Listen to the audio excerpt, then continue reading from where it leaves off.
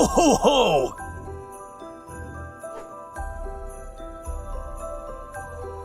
Six reindeer with letters to Santa Claus get lost in New York City.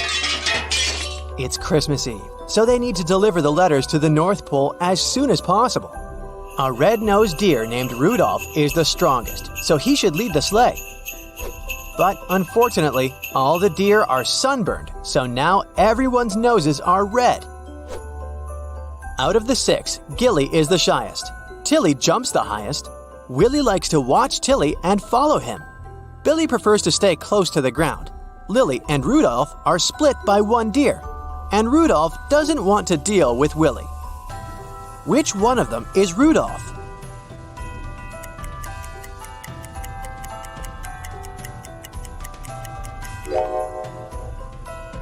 This is Tilly, followed by Willie. These guys are Billy, Gilly, and Lily. So Rudolph is over here.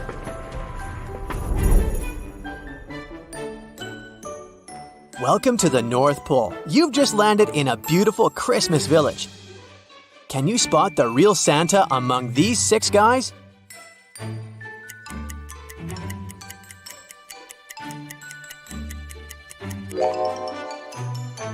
Santa should wear glasses because he has to read a lot of letters every year, so we can exclude everyone except these two options.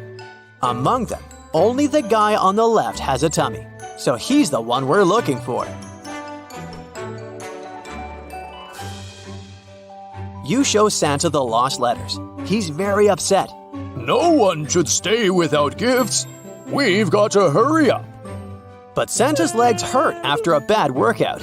You take him to the hospital and ask the doctor if he could recommend something. What did the doctor give to Santa to help him walk?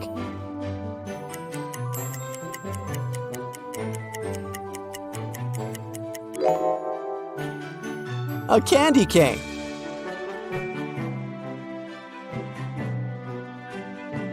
You're helping Santa's three elves to prepare gifts. They're manufacturing dolls and you're packing them. Suddenly, you find out that one of these elves sabotages the mission. Who's the imposter?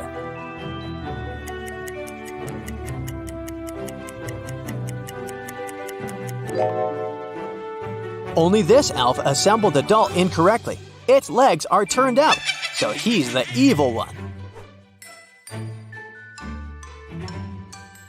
Santa invites you to his sleigh and you hit the road. You leave the North Pole to deliver gifts to all the good children. What direction do you travel?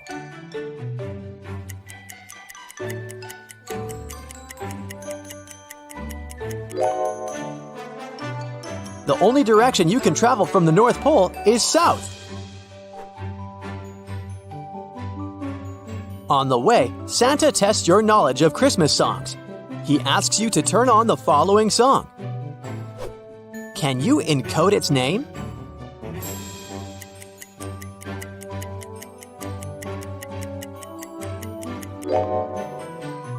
It's Jingle Bell Rock.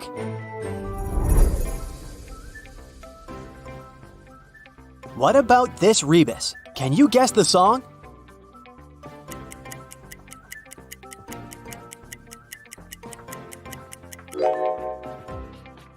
Jingle Bells.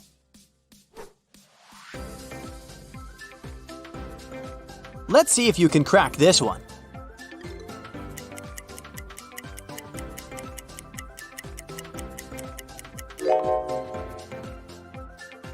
Let it snow.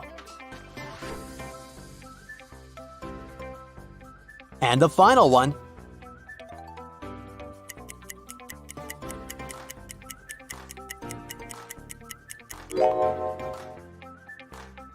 The 12 Days of Christmas. Finally, you reach the first destination. Can you spot anything odd in this house?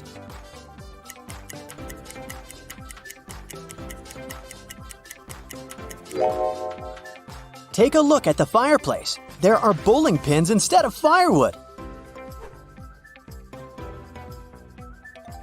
What about the next location? Can you see anything wrong?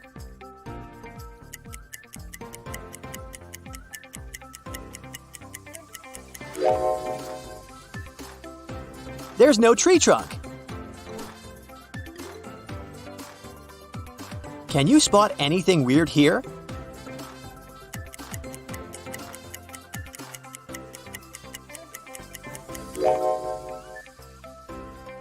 This snowman has human eyes.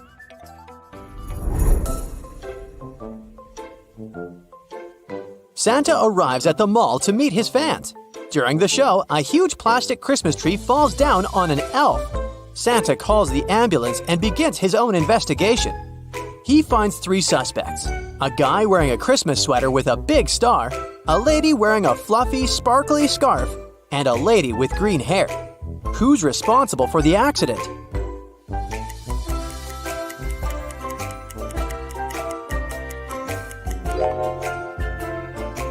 The first guy's sweater may showcase that he's a fan of stars, like the one on top of the tree, but we have no evidence that he really climbed up to get it. The third lady might seem like she's got some pine needles in her hair from climbing the Christmas tree, but remember, the tree is made of plastic, so its needles wouldn't have fallen off that easily. Meanwhile, the second lady's scarf has exactly the same material as the tinsel on the tree, so she's the guilty one. You ask Santa to give you a sports car as a gift for Christmas, but unfortunately, he refuses. You didn't behave well enough for such an expensive gift, but I can give you a chance. Crack my riddle, and I can give you an even better gift. Ho! If otters keep their money in riverbanks, where does Frosty the Snowman keep his money?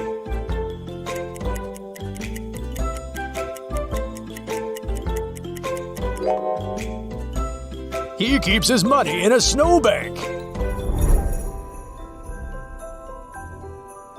You crack the riddle, and Santa provides you with 3 boxes. Your task is to choose one of them, but each gift comes with a twist. If you pick wisely, you'll survive and get an unlimited gift card. But if you choose incorrectly, it will be fatal. Option 1. Drink 8 gallons of water from the first tank. Option 2. Put your hands down for 5 minutes in a tank with a venomous snake sleeping in the sand at the bottom. Option 3. For 20 minutes, keep your hands in a water-filled tank occupied by 3 venomous jellyfish with long tentacles. What's your choice?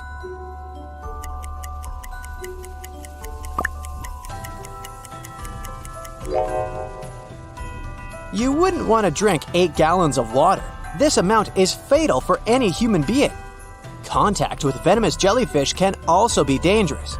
So the second option is the safest. Snakes have no reason to bite you unless you provoke them. Santa needs to crawl through a chimney to deliver some gifts.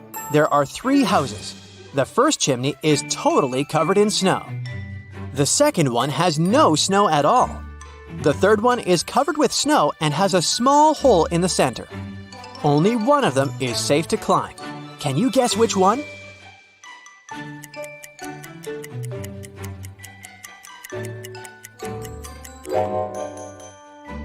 A snowless chimney is a sign of a fire burning below, so we can exclude the second option. There's no wind passing through the first chimney. It's probably sealed up with snow. Santa can get trapped inside it. Only the third chimney is good to go, although don't try this at home. It's reindeer feeding time. Rudolph is starving, but he has very peculiar taste. There are 3 options: a carrot, a slice of chocolate pie, or some moss from the forest. Santa asks you to pick the best meal for Rudolph. What would you suggest?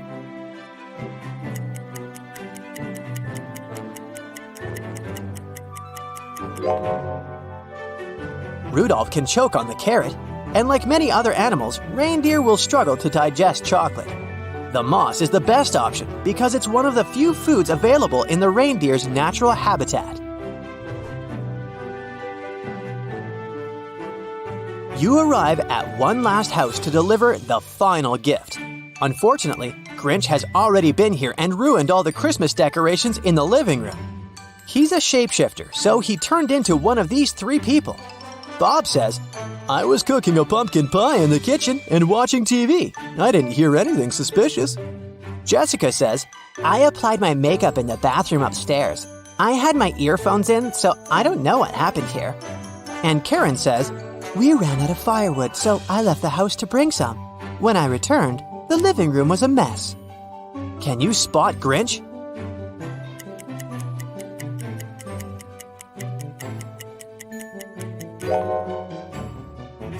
Karen. If she really went to get the firewood, where is it? You get rid of Grinch and give a gift to the local family. You can hold it and even shake it, but it's easy to break. It has lots of snow, but it's all fake. What is it?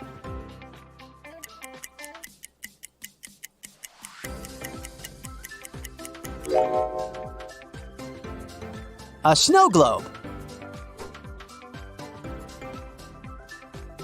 You leave the house and head to Santa's sleigh, but suddenly, Grinch kidnaps you. After a while, you wake up in a prison. You wander around and find 3 doors. The first door is guarded by a fire-breathing dragon. There's a family of evil elves behind the second door. Their magic can turn any human into stone. And there's a wicked witch in a cage behind the third door. Grinch imprisoned her a long time ago, so she's very angry. Which way is more or less safe?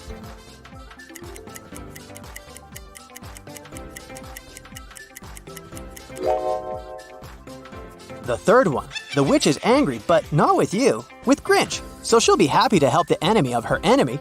Also, you'll be able to call for help to rescue her. You escape from Grinch's trap and meet Santa. Oh ho ho, what a relief! I was so worried. Suddenly, you spot something weird about his costume. What is it?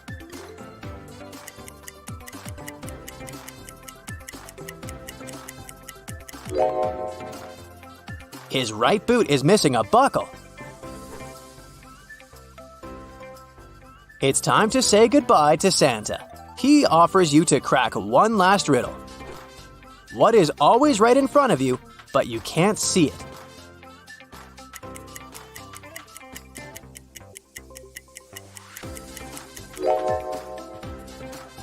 Next Christmas. Ho, ho, ho!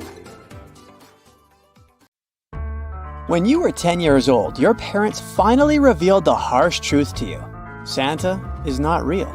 But you refused to accept that and promised yourself that you would find Santa and prove to everyone that he was real when you grew up. But many years passed and you forgot about your promise. One night, right before you fall asleep, you start hearing a jingling sound. You open your eyes and see a snow fairy. She says, "Answer my riddle and receive your letter. What comes with a winter's chill, adorned with lights that give a thrill, has branches dressed in snowy frills, and stands in homes on windowsills?"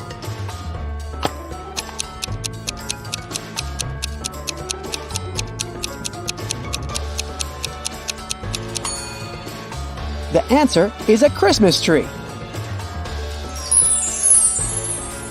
The snow fairy hands you a red letter and flies away as fast as she can without telling you who it's from. You open it and read, "Dear believer, I know you're wondering who I am. The answer lies in this riddle.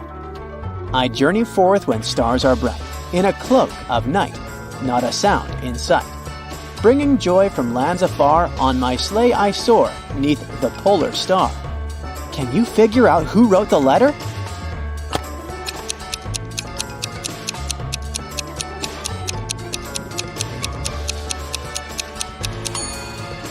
It's Santa Claus! At that moment, you hear a jingling sound coming from the living room downstairs. You rush there to catch sight of what's causing it and spot an elf waiting for you by the tree with 3 different gift boxes in front of it. It tells you to pick one of them. Which one should you choose?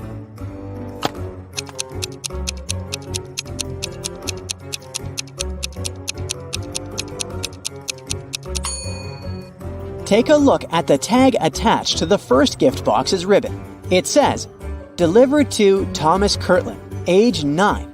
So that belongs to someone else. And notice how the wrapping of the third gift box is damaged from the corners? That could only mean it's already opened, so you should pick the second one. You open your gift box and find a map that shows where Santa lives on the North Pole. You ask the elf, "But how am I supposed to get there?" The elf says, "The answer to your question lies within this riddle. Leading the pack with a light so rare, my shiny beacon cuts through the air. In fog or blizzard, I steer clear. Name me, I'm the sleigh's bright pioneer." Can you tell what that is?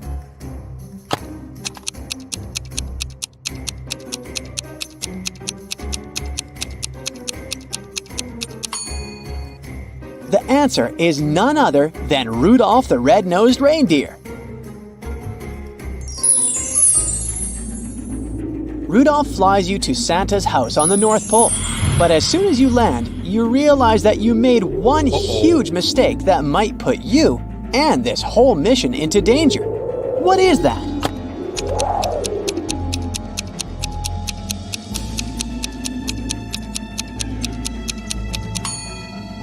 You didn't get a coat, a beanie, or a scarf to keep yourself warm. Fortunately, you spot Santa Claus's house right in front of you and run there to get warm. But something you see makes you suspicious. What is that?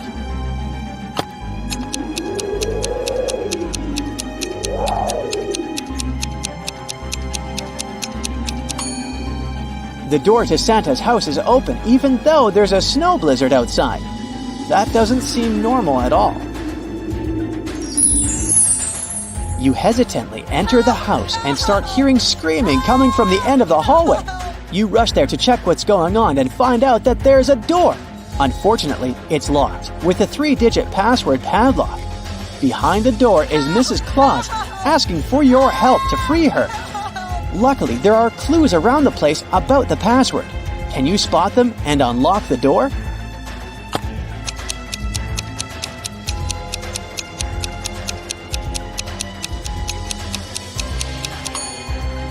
The first clue is here. A traditional advent calendar is hanging on the wall with only one window open, showing the number 3. This is the first digit. The second clue is right here. A string of jingle bells hangs above the fireplace. There are 6 bells in total. So that's the second digit. And the last clue is here on the shelf. Take a look at this snow globe. Inside it, there's a tiny statue of number 4. And that's the last digit.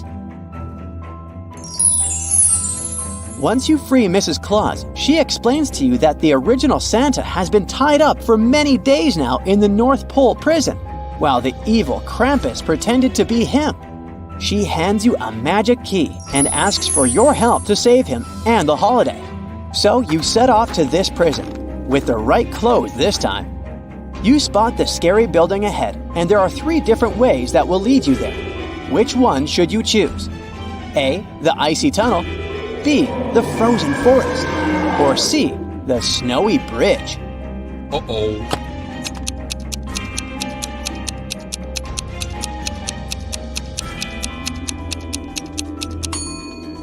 The tunnel is filled with sharp icicles that can collapse at any time. That's dangerous. As for the forest, do you hear the distant growls of wild animals coming from there? Better not risk encountering them. You should pick the bridge because notice the footprints on the snow across it? That indicates someone just used it recently, suggesting that it's good to go. There are 3 prison cells inside the building, and inside each of them, there is one Santa lookalike. 2 of those people are imposters, and one of them is the original Santa. However, you have only one chance because the magic key Mrs. Claus gave you before will break after a single use. You must free the real Santa and save the holiday once and for all. Which door do you open?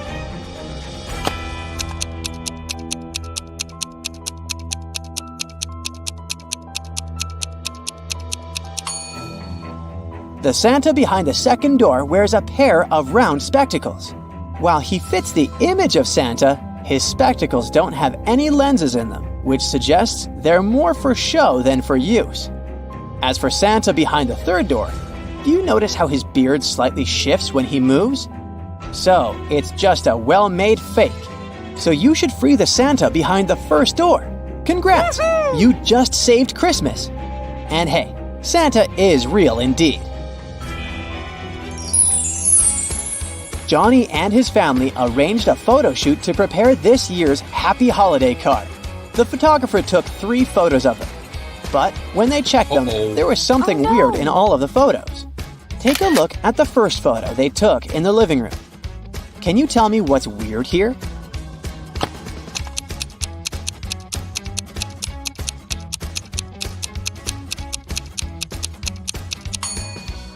You can see from the window that it's not snowing outside.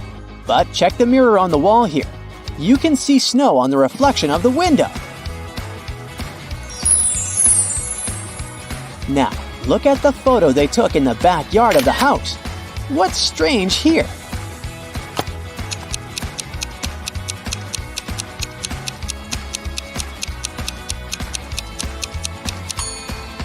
Take a look at the chimney on the roof. Something's stuck there. It's Santa's gift bag. Here's the final photo they took in the dining room. What's odd here?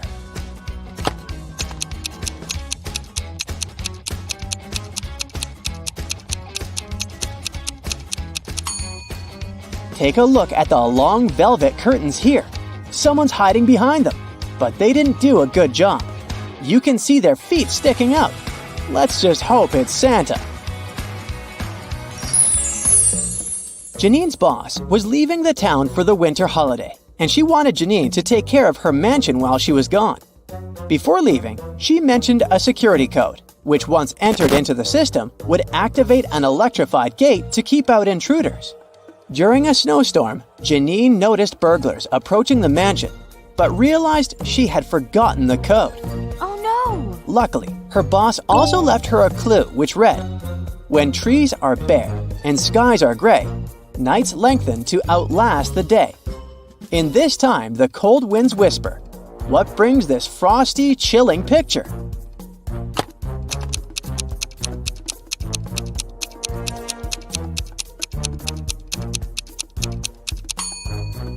The answer is the season of winter, so Janine needs to enter the word winter on the digital control pad.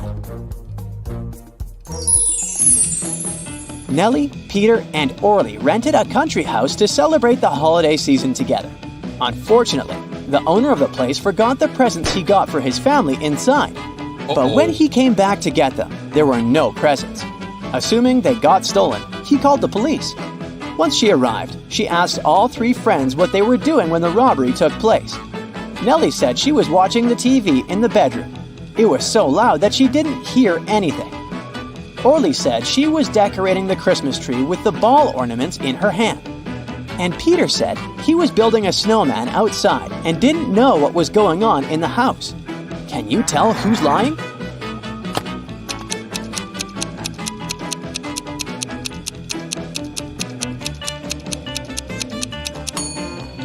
Orly is lying. There are no balls on the tree.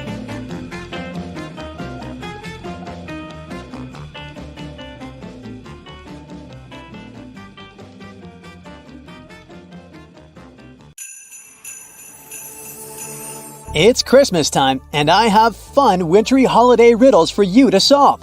Let's start with a few optical illusions to train your eyes. First, look at this cubical tree. Which way do the cubes face?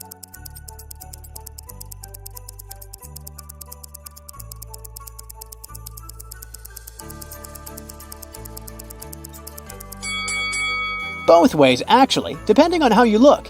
Take your time and try to see them facing both ways. And in this illusion, you can see 7 candy canes. What do you say? Are they parallel?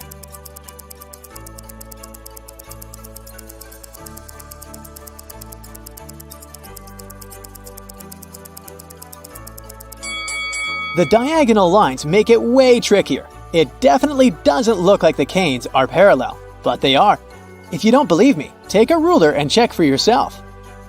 Another tricky question for you. Which one of the red snowflakes is bigger?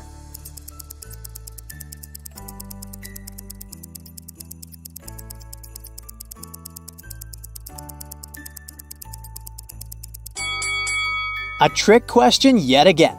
They are exactly the same size. It's an optical illusion that makes you see them differently. Here's a wrapped present. Is it a present in the corner or a present missing a corner?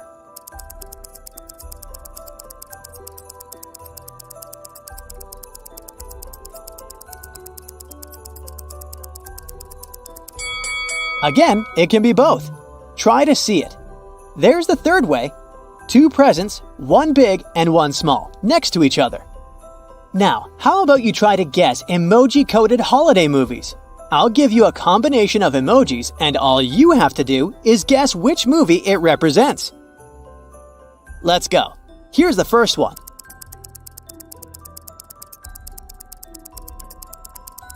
A green monster with a dog.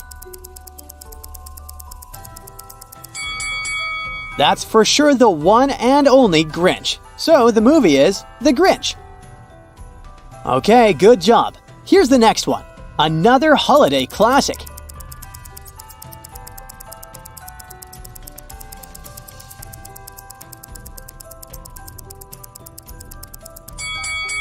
Yes, it's our favorite, Home Alone.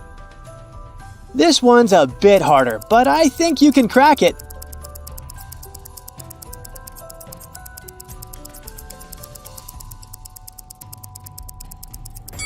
Yes, it's the Nutcracker. It's getting progressively more difficult. Can you figure out what this one is?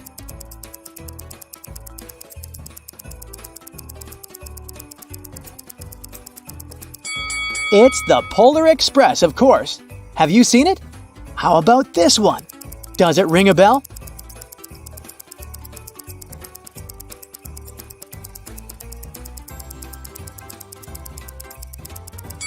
It's Tim Burton's The Nightmare Before Christmas. And here's the last one. Do you recognize it?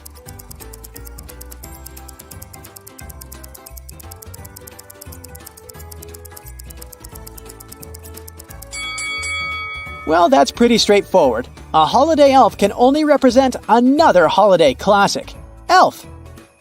Okay, now let's play Santa. There are a few teenagers who don't believe in Santa anymore, so they didn't bother writing any letters with their wishes to him. Yet, Santa really wants to bring them gifts. He sends a few of his elves to observe the teenagers and decide which present would make each of them happy. Can you help them figure it out? Okay, here's the first room where Poppy lives. Which gift would be the best for her?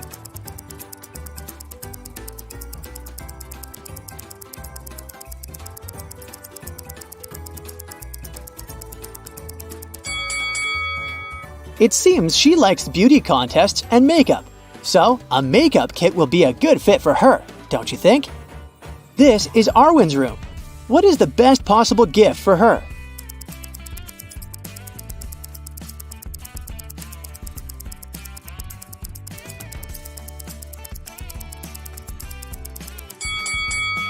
Judging from all the posters on her wall, she likes skateboarding. And what is right here in the corner of her room? A broken skateboard. She'd probably love to get a brand new skateboard, so that's for her. The next one on the elves list is James. Here's his room.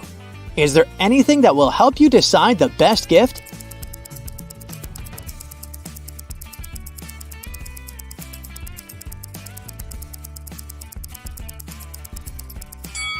He seems to be playing for the school's basketball team.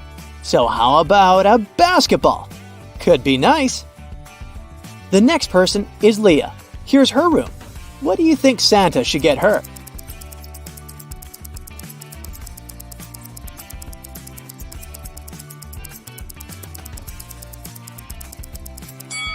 Look around. There's a book by her bed and hundreds of them on the shelves. I bet that Leah is a bookworm, so giving her a bunch of books would be a good idea. The problem is to decide which ones she hasn't read yet. And here's the last person to visit today, Neil. What do you think is a good gift for him?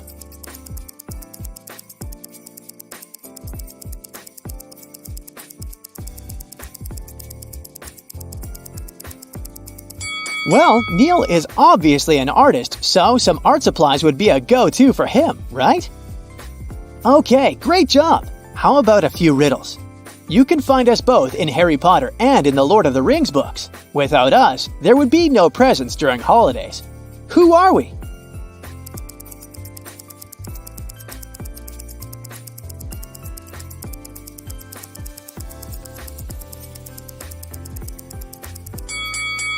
Elves, of course. 24 doors, each day a surprise. In December's countdown, joy underlies. So what is it?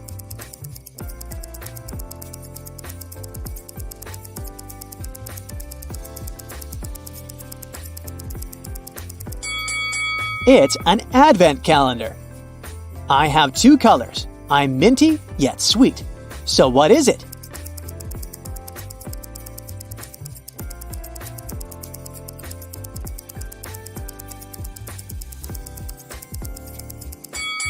It's a candy cane. Sugar and spice in walls so sweet. What am I? An edible treat?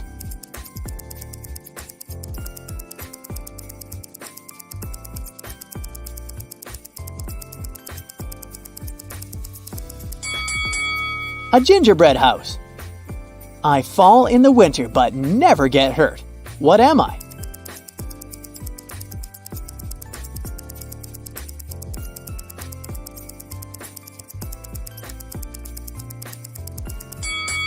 It's snow, of course. And here's the last one of these. You can hold me and even shake me, but I'm easy to break. I have lots of snow, but it's all fake. What am I?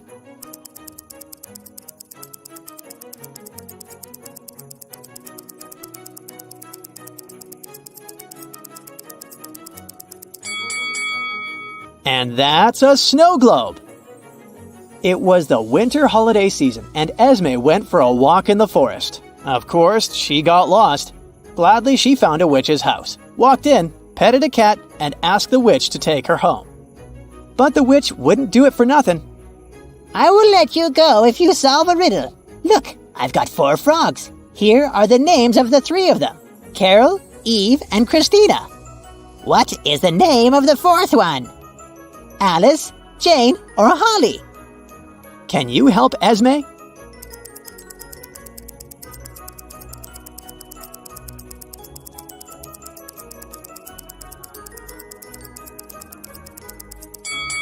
It seems like all names of the witch's frogs follow the theme of winter holidays. So, I would assume that the name of the 4th one is Holly. This one night a year, Santa Claus leaves his workshop at the North Pole and travels the world to deliver presents. Which direction does he travel first?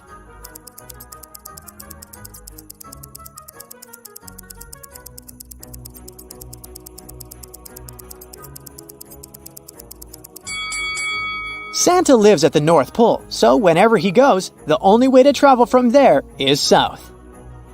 It's that one morning of the year, and Emma rushes down to see her presents. But there's also a letter from Santa, and here's what it says. Dear Emma, you have been relatively good this year, but I can't look past a few not-so-good things you've done. I know you will do better next year. This year, I left you a gift, but you will need to find it. If you open the wrong one, everything will disappear. So, be careful. Your gift is wrapped in white paper, doesn't have a red ribbon, and isn't small. Happy Holidays, Santa. Can you help Emma find her present?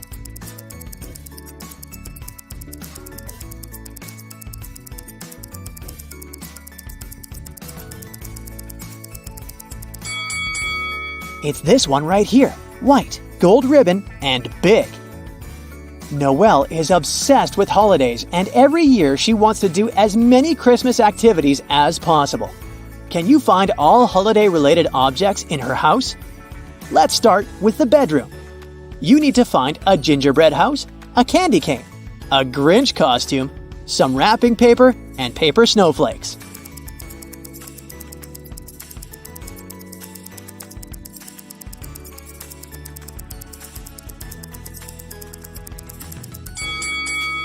Here they all are. Have you found them all? Now let's move to the living room. It's messy too, so you need to keep your eyes wide open. Can you find a stocking, a Christmas tree, Christmas lights, a nutcracker, and a poinsettia?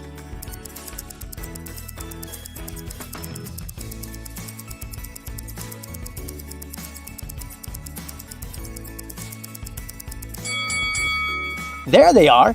How many have you found? When Mrs. Miller came home from work, she noticed that the presents she had prepared for her daughters were arranged differently. Someone must have sneaked in to look at them. Now she was determined to find out who it was. So she asked her daughters if anyone had been to her room that day. Diana said, "I didn't go there. I was decorating the tree." Mia said, "And I was busy decorating the house." Jessica said, "I didn't go there either. I was building a snowman outside." Which one of them lied?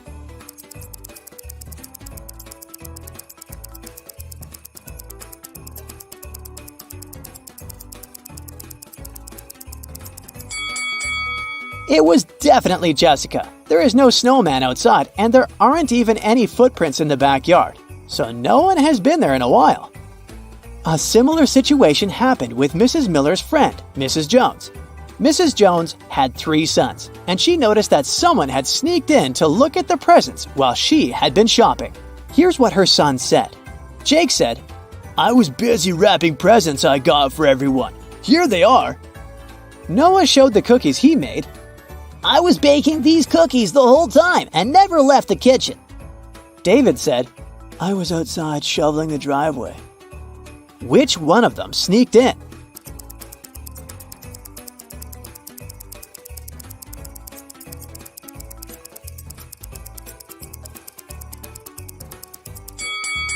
The presents are indeed wrapped, the cookies are made, and the driveway is really clean. But look, the cookies are burned. If Noah had really been watching them, it wouldn't have happened. He probably sneaked out to look at the presents, and that's why the cookies burned a little. You just entered a riddle solving competition. The game show host shows you the first riddle you have to answer. Take a look at the image. Who do you think will be able to make it all the way across the line?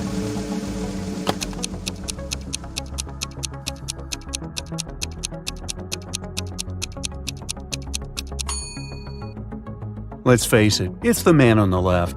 Even though it looks like he's having a hard time carrying such heavy things, the weight is evenly distributed between his 2 hands, so he'll probably make it through without any problem. For your next challenge, the game show host shows you a picture of sinking boats. Which boat do you think will sink first?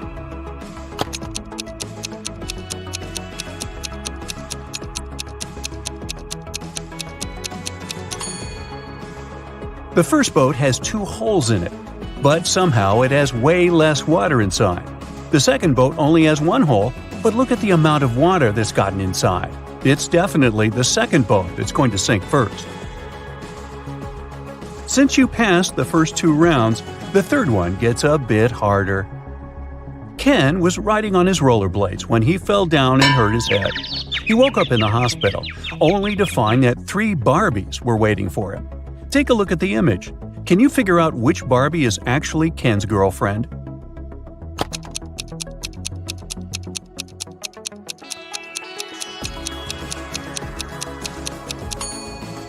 This is a tricky one. It can't be the third Barbie, because the real Barbie would never wink at Ken. It's usually him that does the flirty things. It's also not the second Barbie, because she would never put on makeup in front of him. So this leaves us with the first Barbie, who must be his girlfriend. The Finn is a famous hostel in Spain. It's especially famous for its fun showers. But hey, something doesn't look right in this image. Take a look and try to guess what it is.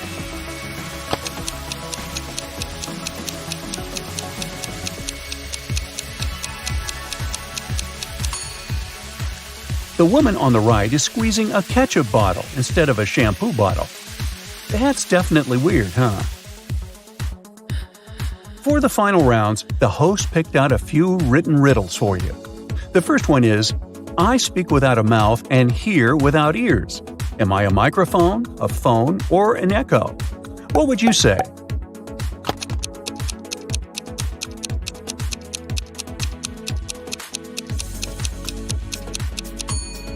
The answer is echo, echo, echo. I'm not alive, but I can grow. I don't have lungs, but I need air. What am I? A tree, fire, or clouds?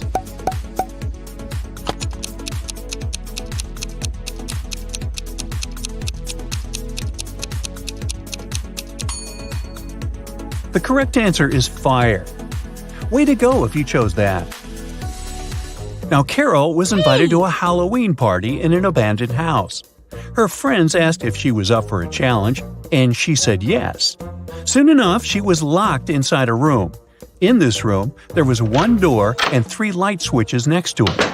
Behind the door was an empty closet with nothing but a light bulb. Her task was to figure out which switch controls the light bulb inside the closet. She could flip the switches in whatever way she wanted, but once she opened the door, she couldn't touch the switches anymore. After some minutes of thinking, she was able to get it right. How did Carol do it?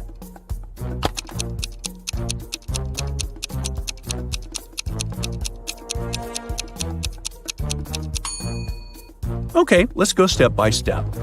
She flipped switch number 1 and then waited a few minutes. She flipped it back to off and then immediately flipped switch number 2. Then she opened the door and checked the light. The bulb was off, so she discovered that it wasn't switch number 2 that controlled the light. So she decided to touch the bulb to test if it was hot or cold. If the bulb had been cold, that would have meant that switch number 3 controlled it. But the bulb was hot, so that meant that switch number 1 controlled 1. Way to go, Carol! To get back to the party, Carol had to solve another riddle. There were 2 hourglasses in front of her. One hourglass measures 7 minutes, and the other one measures 4 minutes. She needed to time 9 minutes using both hourglasses. How could she do it?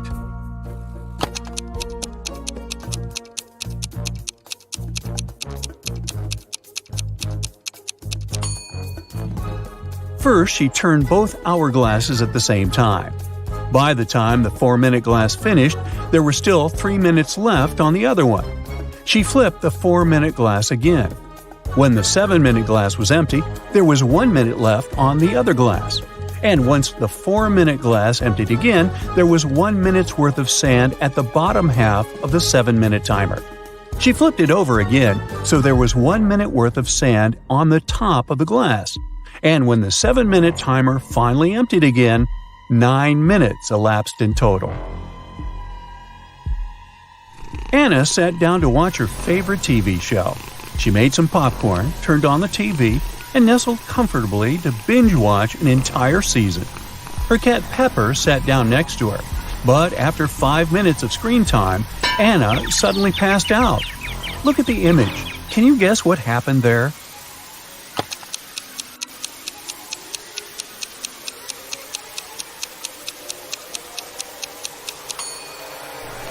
Anna's cat Pepper got scared with the loud thump that came from the TV.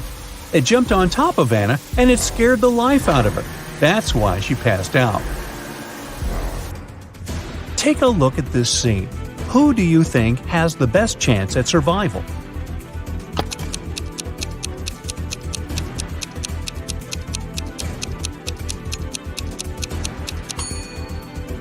The 2 guys look pretty stuck in there, but the woman on the right might have a chance. The rope looks a bit loose around her body. She could try to shake it off and then use her free hands to untie her ankles. Bella landed in New York with a very ambitious career goal. But first thing she needed to do after arriving in the city was to find her apartment. There were many options to get from the airport to her apartment, but Bella decided to save money and go by bus. She had to purchase a ticket for $10, but a handsome guy popped out of nowhere and offered her a better deal. He said his plans had changed and he didn't need his bus ticket anymore. He offered to sell it to her for $6. Bella agreed and gave him the money, but it turned out to be a big mistake. Why?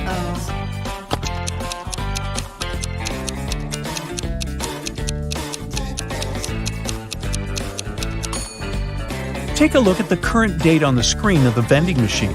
And now check the date on the ticket. The ticket the man sold Bella expired over a month ago.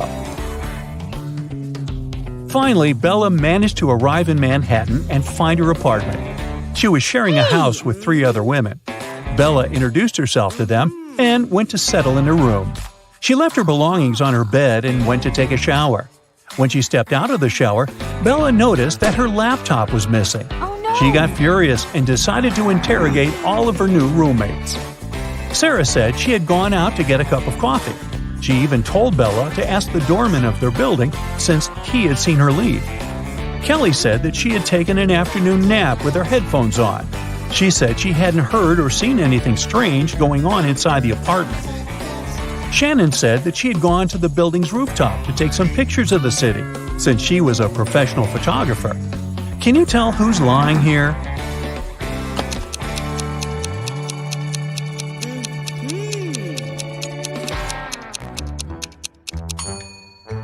It's Shannon. Uh-oh. If you notice the sign on the lobby, the building strictly prohibits people from accessing the rooftop.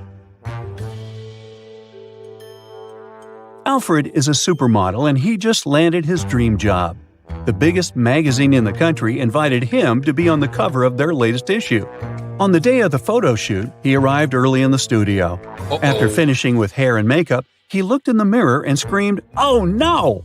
His skin was all red. It looked like he was having some serious allergic rash. He called all the assistants he had seen earlier in the day to interrogate them. Amy, the photographer's assistant, said she had been told Alfred was allergic to peanuts, so she made sure to only buy safe snacks. Bo, the makeup artist, said he hadn't touched Alfred's food. He said that right after he finished doing his job, he left for a coffee break.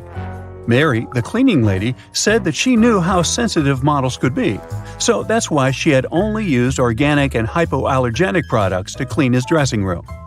Alfred immediately knew who had contributed to his rash. Can you figure it out too?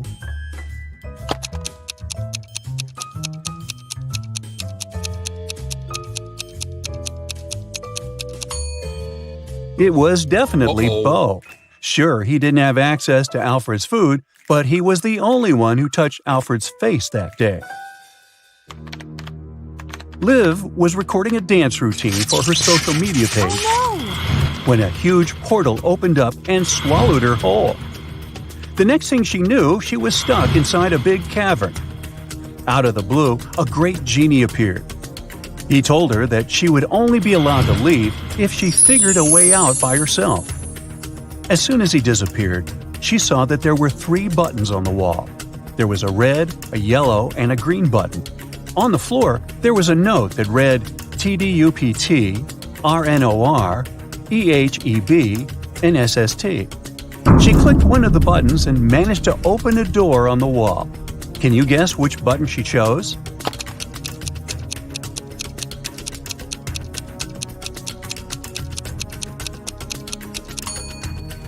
The red button. She unscrambled the words on the note and discovered it read, "Press the red button." As soon as she pressed the button, Liv was transported into a virtual reality world. An artificial intelligence greeted her welcome and showed her 3 doors. The AI told her that only one door would lead to her freedom.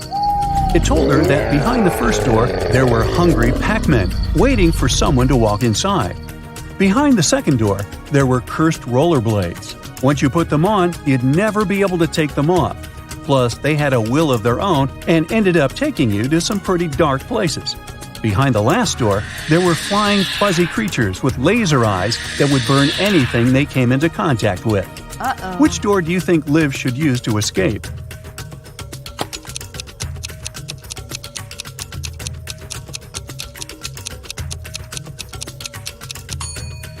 Well, she should pick the second door, because she wouldn't be obligated to put the pair of rollerblades on. She could walk past them and straight to her freedom. During the time she was gone, Liv noticed that someone had stolen her laptop. It had all her social media content on it. She figured it must have been one of her roommates, so she decided to take a look around the house and try to find it. Look at these images. The first room belongs to Jill, the second one belongs to Rachel, and the third one belongs to Amy. Can you figure out who stole Liv's laptop?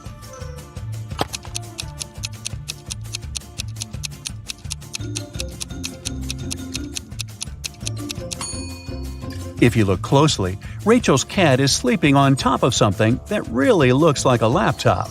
It must have been her.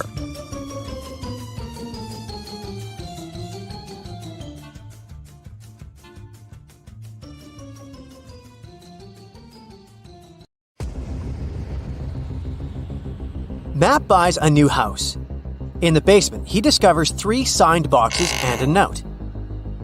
It says that one of the boxes contains $1 million. The 2 other boxes are empty, according to the note.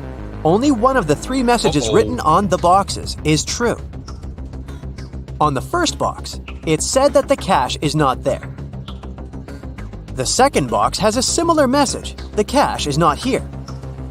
And the third box says that the cash is in the second box. If you were Matt, which bag would you choose?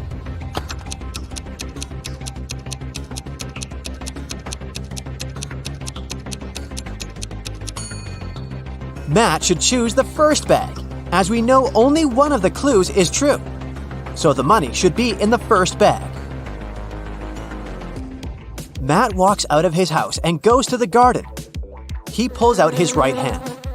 Suddenly, a bee lands on it. What's in Matt's eye?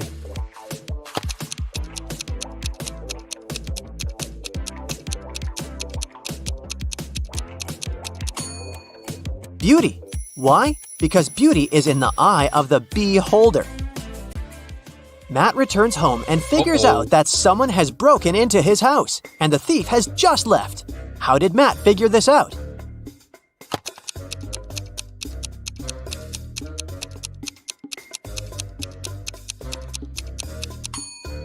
Someone turned on his electric stove and put a plastic bag on top. The plastic is only half melted, so the thief must have left a few seconds ago. Matt goes to his favorite vegan restaurant as usual on Fridays. He orders a slice of pizza, puts it on a table, and leaves for a couple of minutes to wash his hands. Then Matt comes back and finds out that his pizza is gone. He interrogates 3 customers nearby. Harold says, "I'm not hungry, so I didn't even look at your food. I came here for the sake of coffee." Bella says, "I was having a video call with my boyfriend. He lives in another country, so we go on virtual dates every Sunday. Distance is so exhausting." And Anna says, "I was taking pictures of my food, so I didn't look around. You can check them out if you don't believe me." After hearing about what they had to say, Matt knows for sure who's a liar.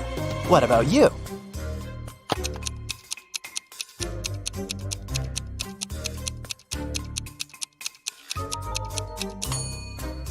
According to Bella, she goes on virtual dates every Sunday. But it's Friday. Liar! Matt's girlfriend Erica is visiting him in his lab. Suddenly, she faces 2 identical Matts. Can you help her figure out who's a clone?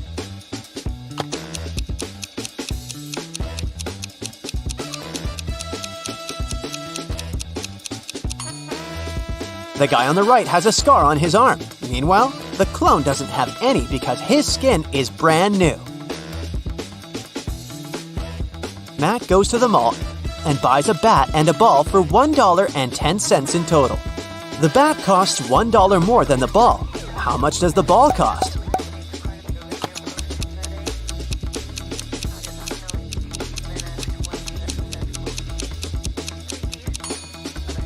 Nope, the correct answer is not 10 cents. It's actually a little less. A ball costs 5 cents and the bat $1.05. And together they total $1.10. Someone robbed Matt's lab. The thief stole the cloning device and he's going to hand it over tonight. This is a great opportunity to catch the criminal. The police figure out the approximate place where to look for the device. They decide to question several people nearby. Greg says, The garbage truck has just emptied the overhead trash cans. Jeff says, I'm in charge of these trash cans. I checked all the cans next to the yellow ones and found nothing interesting. And Bill just points at all the trash cans that someone approached today. Can you help the police find the trash can with the stolen device?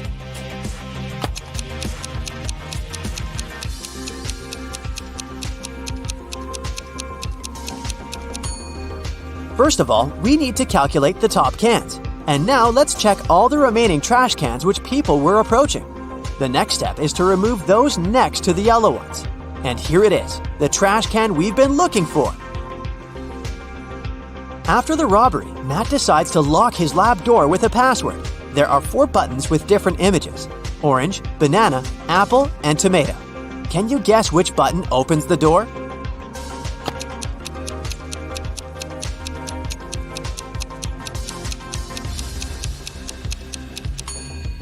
The odd one out is the tomato because all the others are fruits, so it should open the door. A priceless crystal disappeared from the local science museum. The thief left no trace behind. After analyzing the museum's security cameras, Matt invites 3 suspects for an interrogation. The security guard says, "I only left my post once during lunchtime. I can swear that the crystal was still there when I came back." The museum curator says, "I spent the day guiding a tour of foreign scientists. They came to see the crystal at the beginning of the tour. It was still shining bright in its place." One of the visitors says, "I only popped in for a quick visit. I didn't even pass through the room where the crystal was kept." After hearing their stories, Matt knows for sure who the thief is. What about you?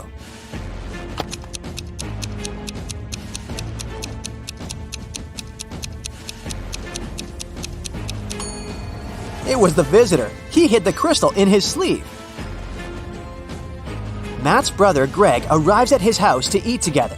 He yells, "Matt, the microwave is on, and it's already defrosting our dinner!" Greg hears Matt's reply from the bathroom. "Could you please check the microwave and let me know how much time is left?" Greg grabs his phone and calls the police. He reports a dangerous situation involving his brother. How did he know?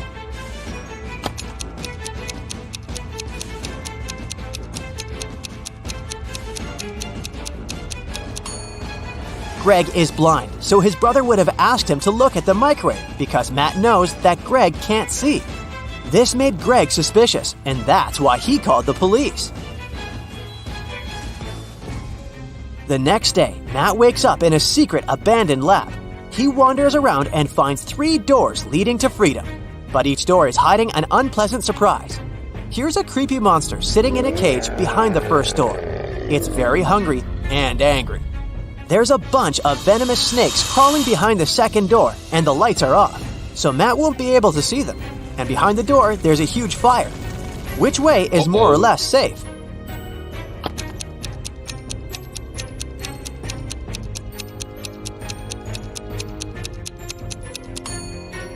He should choose the first door. The monster is in a cage, so Matt can just pass by and escape. Matt manages to escape and enters the nearest gas station. He spots 3 odd things about this place right away. Can you see them too?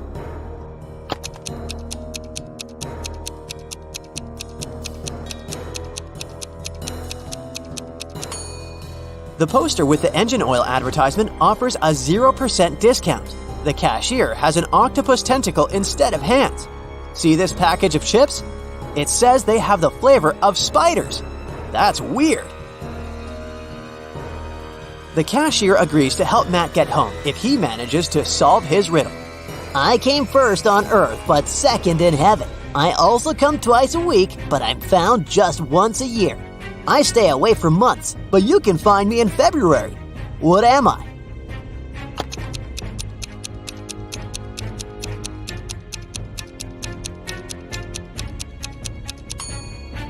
The correct answer is the letter E.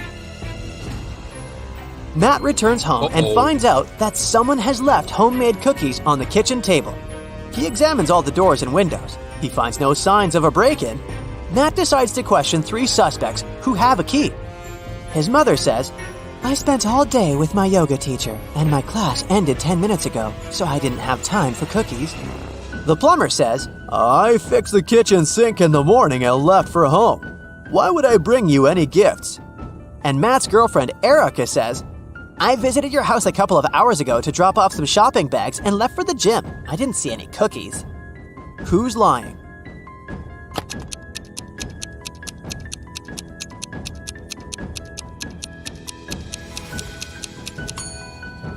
The plumber. Take a closer look at the kitchen sink. It has no tap. Therefore, he lied. Matt is walking in the local restaurant and gets lost in a maze. He has only 15 seconds to get out before it starts raining. Can you help him find the right direction?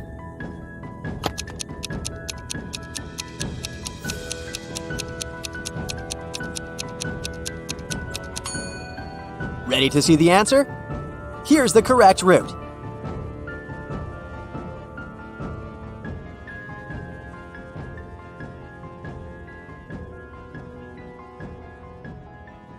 Sally, Nellie, and Kelly are hanging out at the beach. They play volleyball and have a lot of fun.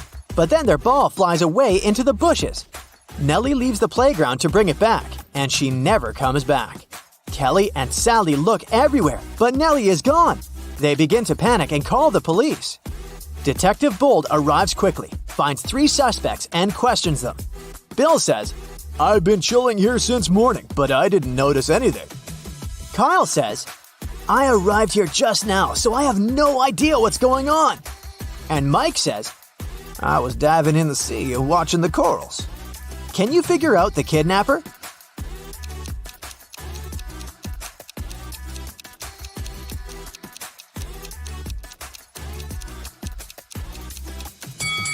It's Kyle. He's wearing the same cap as Nellie. It seems too small for his head. That's because Kyle kidnapped Nellie and stole her cap. Sally returns to the apartment building where she lives. Wow, there's a basket with a cute little kitten on her porch. Sally takes 2 pictures to send them to her friends. Can you spot 3 differences between them?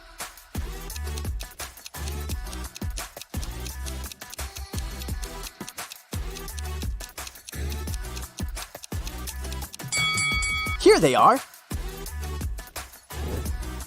Sally wants to know who brought the kitten, so she interrogates her neighbors. Tom says, I've been playing video games since early morning. I didn't leave my place at all. Tim says, I've been working out and I haven't left my apartment yet. Tyler says, I stayed home all day too. I was too busy playing basketball. Who's lying?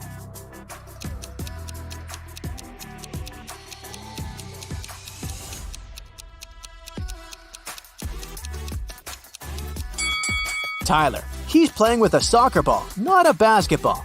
Moreover, it's pretty hard to play basketball alone inside the apartment.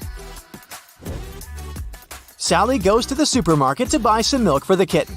Only these 3 packs of milk are left on the shelf. Can you help Sally choose the best option?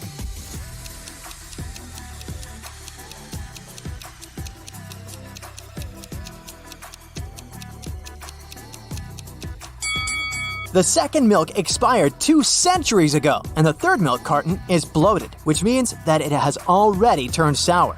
Therefore, Sally should grab the first milk. Sally has been working as a cab driver for several years. One day, a police officer finds Sally unconscious in her car. Someone attacked her and stained the car with glue. The officer checks Sally's app account. Sally had quarrels with 3 clients recently, so he interrogates them.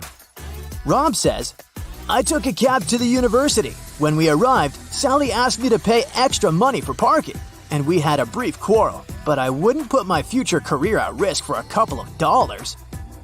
Karen says, yesterday I received an emergency call. My husband got to the hospital, so I needed to get there as soon as possible. But Sally was driving very slowly. That's why we had a quarrel. And Mrs. Green says, I was returning home from the supermarket after grocery shopping. Sally asked for extra money for helping me with the bags. I didn't like it. After hearing their stories, the officer knows for sure who's guilty. What about you?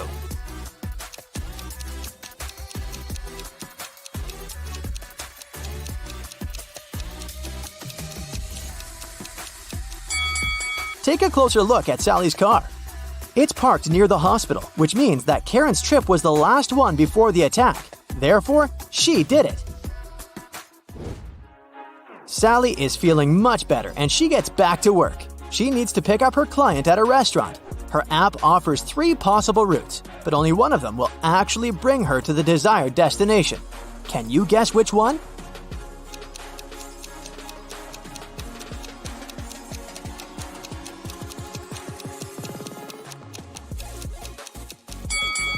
Sally should choose the second route. Sally parks her car near the restaurant and faces the following scene. One of these ladies has a ghost mother. Can you guess who?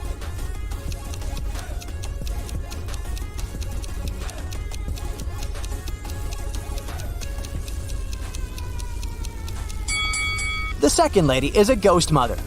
Take a look at her mother's face. She's even younger than her daughter, which means that time has stopped for her a long time ago. Moreover, she leans over a candle without any fear of an open flame. Sally wants to visit her boyfriend Ken at his office, but the front door is locked. Can you help Sally figure out the 5-digit code?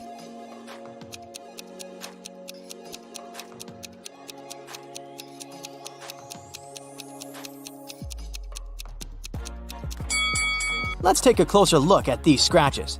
These are hints. All Sally needs to do is count the number of intersections.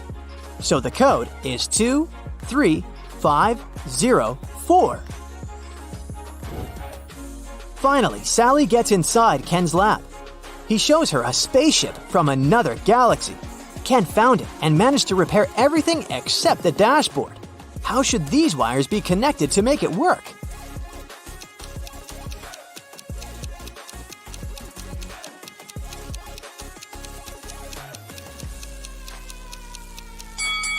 Here, we see unfamiliar symbols from another galaxy. Our task is to determine which word each symbol corresponds to.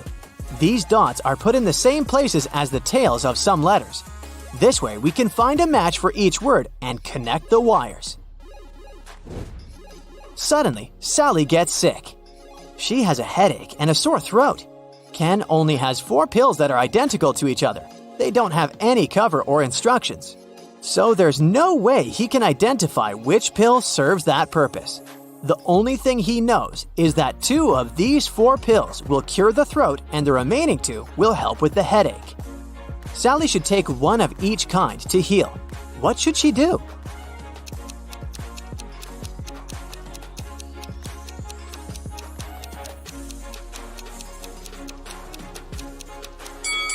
The only solution available is to cut each pill in half, and then take 1/2 from each of the 4 pills.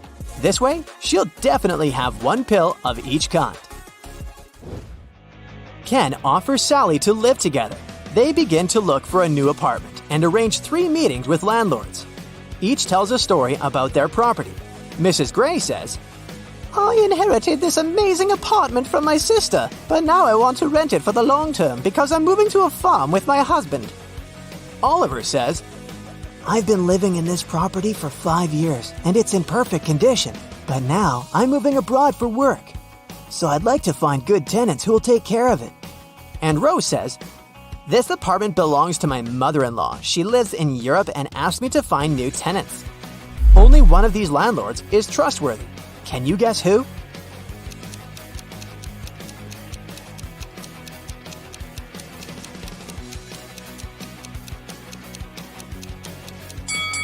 There's an advertisement near Mrs. Gray's apartment. This property is for sale.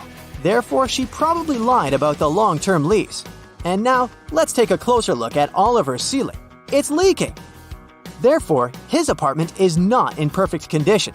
Liar! Sally's kitten ran away. She's been looking for her pet all day long. Suddenly, Sally meets her neighbor holding her kitten. He says, "I'll give your pet back only if you crack my riddle. I'm the last thing you take off when you go to bed. What am I?"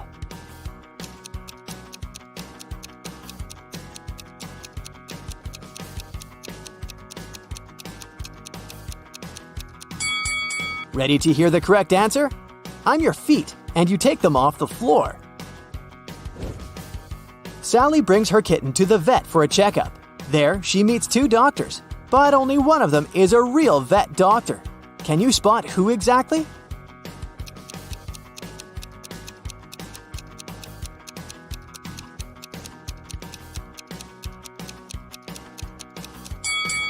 Real doctors usually wear gloves at work, but the guy on the left doesn't wear any, although he's holding a dog. Sally wants to get a job in a magic shop. The owner gives her a test assignment to find a love potion on this shelf. Sally is very confused because the recipes are too complicated. Luckily, Sally's possible future coworker, Glenda, agrees to give Sally a hint. She provides her with a bunch of recipes, and now Sally needs to figure out the correct one by herself. She only knows that a love potion should contain these 5 ingredients. Can you help her find the right bottle?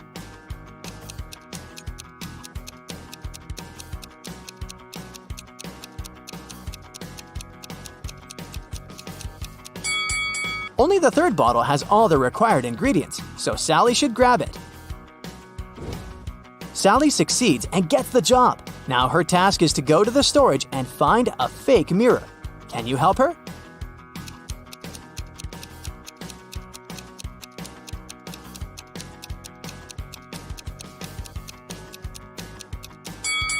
Only the second mirror shows the correct reflection, so the remaining 2 are fake. Sally and Glenda get hungry and order some food. Their meals are almost identical, but in fact, they have 3 differences. Can you spot them?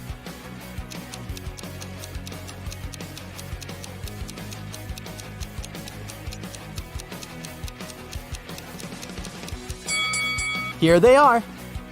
Molly, Holly, and Sally are going to the prom in a fancy limousine, but the car breaks down on the way. The party hall is nearby, so the ladies decide to walk. Suddenly, it starts to rain. Luckily, all 3 ladies have umbrellas, but still, one of them gets wet. Can you guess who?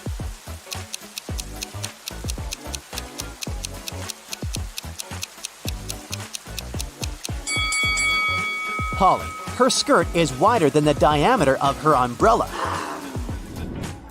Finally, the ladies arrive at the prom. All of their friends look very elegant and fancy. Leah is wearing very expensive designer shoes. Bella carries a Chanel bag. Alice is taking selfies with the latest smartphone. And Kim is showing off a sparkling diamond necklace. But in fact, only one of them is wealthy. Can you guess who?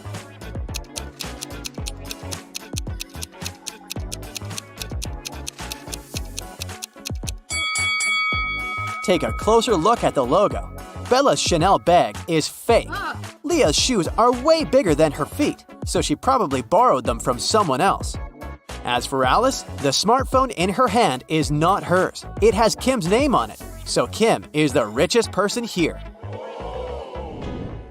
Kim goes to the dance floor. Bobby, Billy, and Kenny invite her to dance, but one of these guys was bitten by a vampire, so he's not safe to dance with. Can you guess who?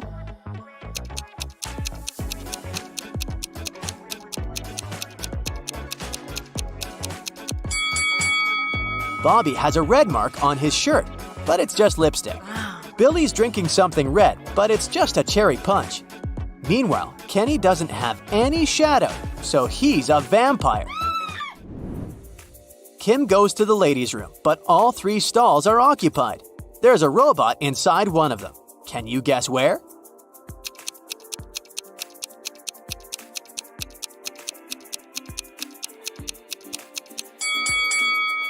Let's take a look at the first lady's feet. Ouch! She's rubbed multiple corns with her fancy sandals. She can't be a robot. As for the third lady, her pedicure is too messy for a robot. Therefore, the robot is in the second stall. Bella asks Kim to take her picture. Kim takes a couple of shots. Can you find 3 differences between them?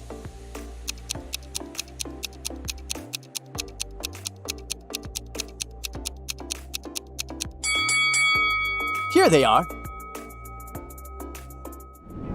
Kim goes back to the party and spots a runaway criminal among the guests. Can you see this person too?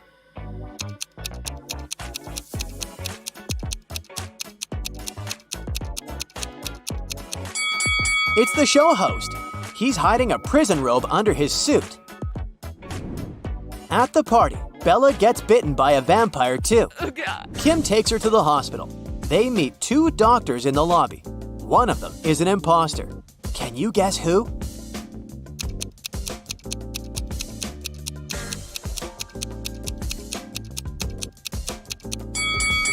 Real doctors wear gloves, and the woman on the right doesn't wear any. Bella gets into a hospital ward with 3 other people. one of them is not sick. Can you guess who?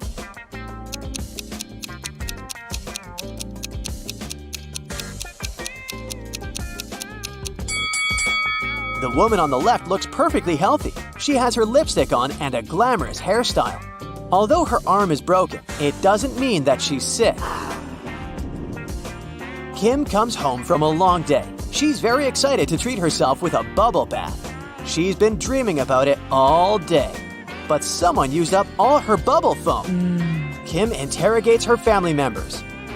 Father says, I spent all day at the garage repairing my old car, and I haven't visited the bathroom yet. Mother says, I was feeling sick all day, so I didn't pay any attention to your beauty products. And Kim's brother says, it wasn't me who took your bubble foam, but I think it was Mom. Who did it?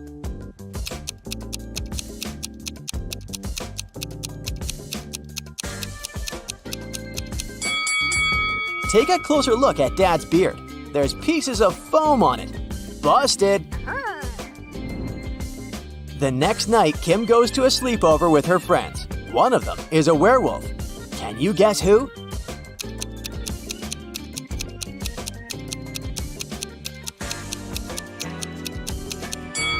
This guy is a werewolf. Take a look at his claws. Oh no. Kim puts some cash in a stash in her room and leaves for Granny's house. In a couple of days, Kim returns and realizes that someone had stolen her money. How did she guess?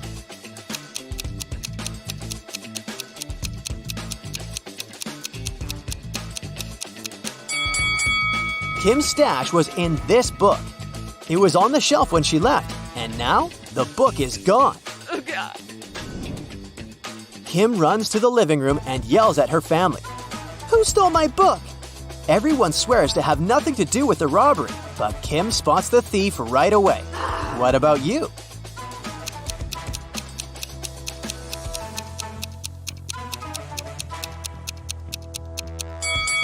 It's the brother. He used the book as a stand for his PlayStation. Kim is watching a TV program about risky sports. Oh. Can you help her guess which guy has a better chance of survival? Oh God.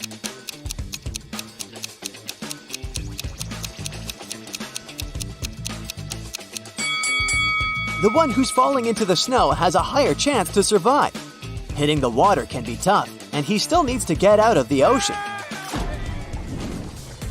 Kim's dad wants to buy a boat. His agent arranges a meeting with 3 people. Each tells a brief story about their boats. Karen says, my husband gave me this boat 5 years ago as a wedding gift. That's why it has my name. But now I want to sell it because we don't use it. Charles says, I inherited this boat from my father. It works very well, but I don't need it because I'm moving abroad. And Liam says, I built this boat on my own, but now I'm building a bigger one, so I'd like to sell it to get some cash. One of the sellers is lying. Can you spot who?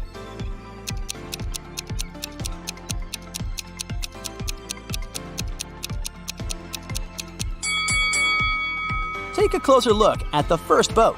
Its name is Karma, not Karen. Therefore, she's a liar. Oh. Kim goes to the nearby hardware store to buy something for her home. Kim asks, how much for the one? The shopkeeper replies, it's $2.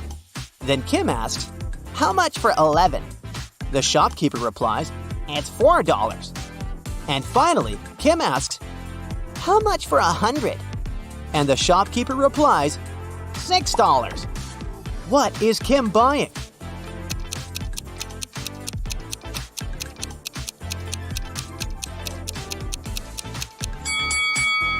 She's buying a house number.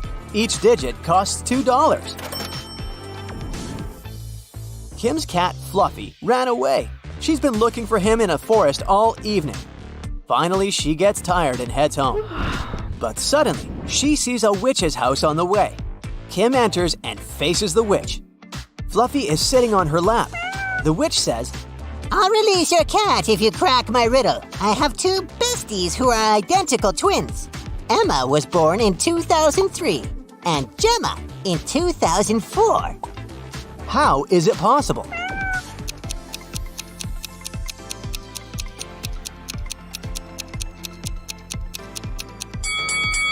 They're twins, but they were born on New Year's Eve.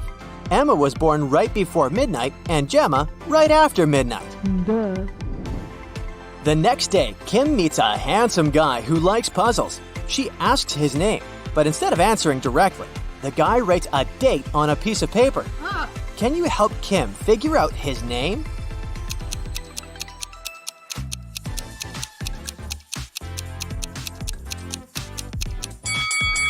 Each number implies a particular letter of the alphabet. The guy's name is Theo. Theo invites Kim to an art exhibition. Take a look at these squares. Which one is bigger, yellow or green?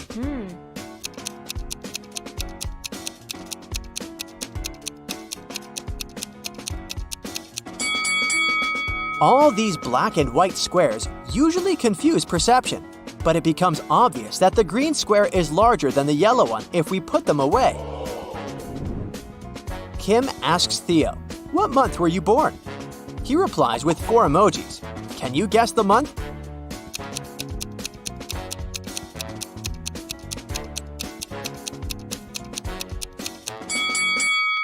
Jack-o'-lantern stands for J. The next emoji implies U. Nut stands for N, and eggplant stands for E. Theo was born in June. Kim and Theo go for a walk in an abandoned village. They see a sign leading to a famous haunted castle. There are 4 possible routes, but only one of them will actually lead them to the castle. Can you figure out the correct way?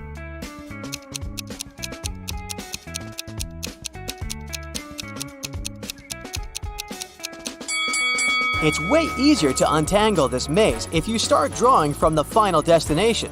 They should take Route B. Finally, Kim and Theo find the castle. They enter the property and see a fancy living room. There are 6 zombies hiding in the living room. Can you spot them?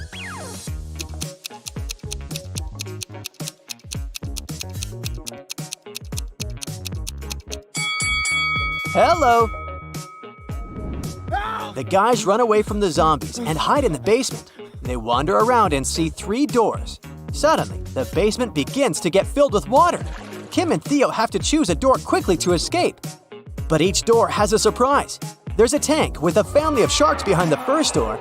There's a deep hole with sharp venomous corals behind the second door. And there's a tank with piranhas behind the third door. Which door is more or less safe?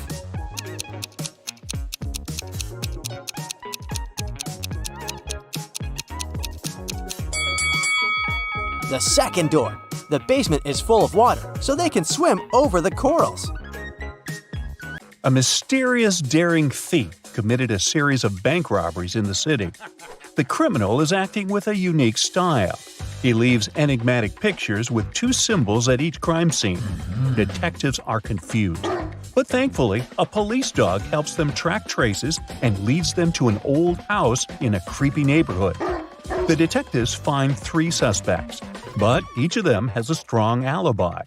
Mr. Wildrose says, "I was busy celebrating my birthday with friends." Mr. Showberry says, "I was visiting a nighttime art exhibition, but unfortunately it wasn't allowed to take pictures inside." And Mr. Greenman says, "I had to stay home because I was sick. My mother was taking care of me, so she can verify my words." Can you spot the thief?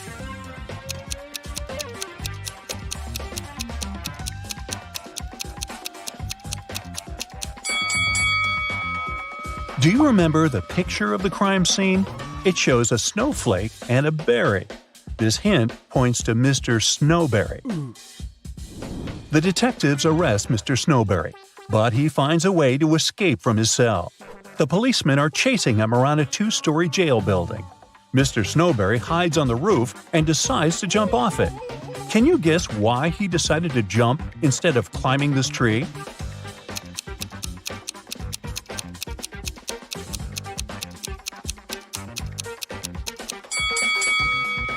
If he climbs the tree, he'll disturb these birds. They'll fly away and the police will notice him.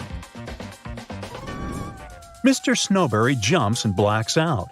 After a while, he wakes up and finds himself locked in a small room.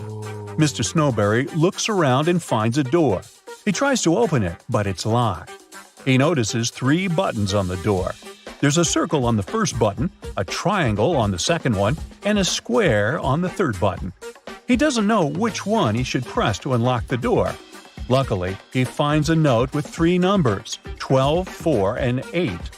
Can you guess which button he should choose?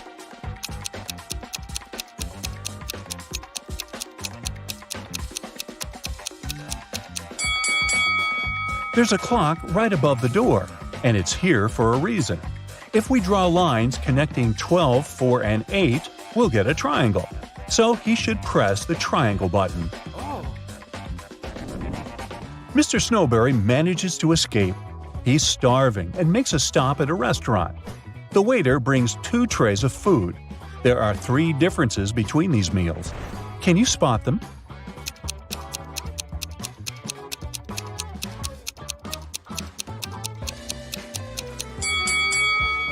Ready to see the correct answer?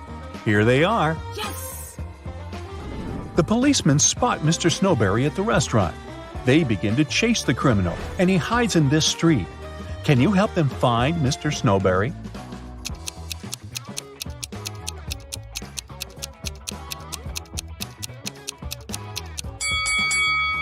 He's over here. Finally, Mr. Snowberry ends up in jail. But the city is shocked by another crime that happened in a historical museum. Someone stole an ancient emerald statue during an exhibition. This artifact is expensive and very rare. So the detective starts his investigation immediately. He finds 3 suspects who were standing close to the crime scene. But each of them denies any involvement in the theft. Jeff says, "I was recently released from prison. I'd like to recover my reputation, so I avoid any trouble with the law." Peter, who claims to be a writer, says, "I would never risk my reputation for the sake of some stupid statue." And Frank says, "Sir, I'm a billionaire. I have enough money to buy this entire museum." Who is lying?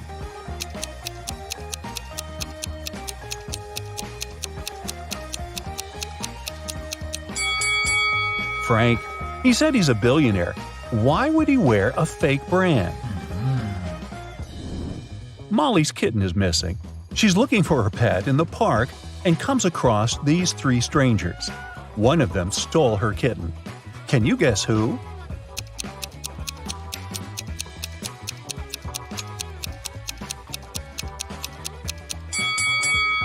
The first lady is just holding a bag with a toy cat. The second lady is pregnant. But the third guy is hiding a real kitten under his clothes. A weird incident happened at Mr. Green's hotel. All the fish disappeared from the aquarium. It's late, so Mr. Green suspects only 4 employees. Bobby, the porter, says, "I spent the whole day carrying guest bags, so I simply didn't have time for any thefts." The cleaner, Amy, says, "When I arrived at work, the aquarium was already empty." The waiter, Harry, says, "I was working all day, so I didn't walk near the aquarium." Meanwhile, Mary, the manager, says, "I don't like fish at all. I prefer dogs." After hearing their stories, Mr. Green knows for sure who stole the fish. What about you?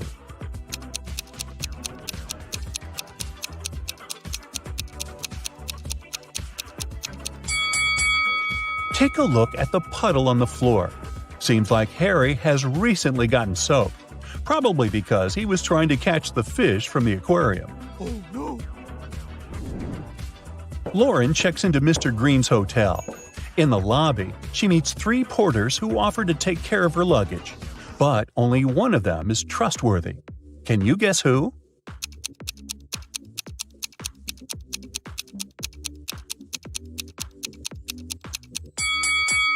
The first porter wears 2 watches, one on his left hand and one on his right. The left watch is too big, so it's probably stolen. Really? It's not safe to trust your luggage to a thief. And the third porter is a ghost. His feet don't touch the ground. Therefore, Lauren should trust the second guy. Me? I just get out of that hotel. Anyway, Lauren goes to the local nightclub. Kyle, Tom, and Nick invite her to dance. But only one of them is safe to dance with. What's your guess?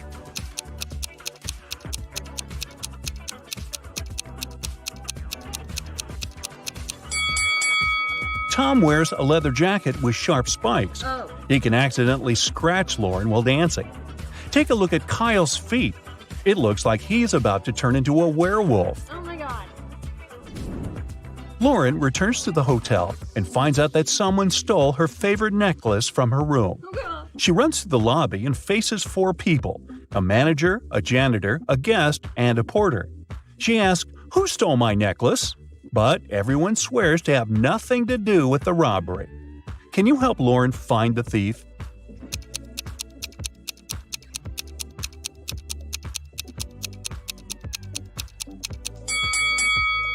It's the manager.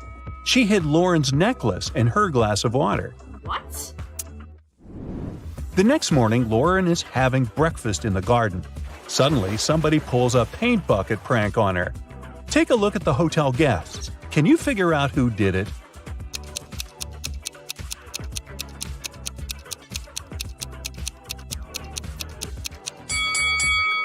It was definitely the first guy. There are paint stains on his pants, and the color matches the prank paint perfectly. In the garden, Lauren finds something very curious. It's not alive, but it has 5 fingers. What is it?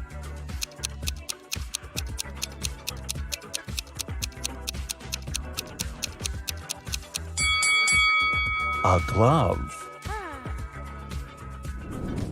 Mr. Green enters his office and finds a pleasant surprise on his desk. Someone brought a huge box of his favorite chocolates. Mr. Green questions his employees, but everyone swears to have nothing to do with the gift. The cleaning lady, Glenda, says, "Sir, I haven't entered your office room yet. I was too busy cleaning the bathrooms." The hostess, Holly, said, "I entered your room 2 hours ago to bring some documents. I didn't notice any chocolates." And the manager, Kara, said, "Wow, I had no idea you like chocolates. I started my shift 30 minutes ago and I didn't leave the lobby." Who's the secret admirer? Can you guess?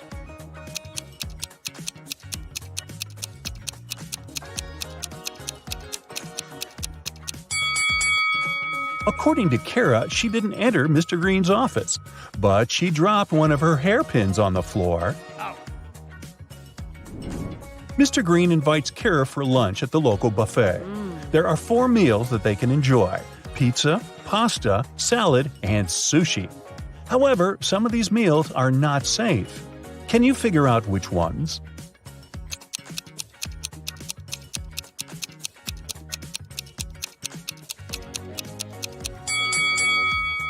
This pasta contains shoelaces, so it's not safe to eat. And there's a bee sitting on the sushi. It can sting, so this option isn't safe either. Lauren goes for a walk in the forest. Suddenly, she sees a weird cave with mysterious lights. Oh my god. She enters the cave and gets teleported to a parallel universe. Can you help her spot the difference between this reality and the normal world?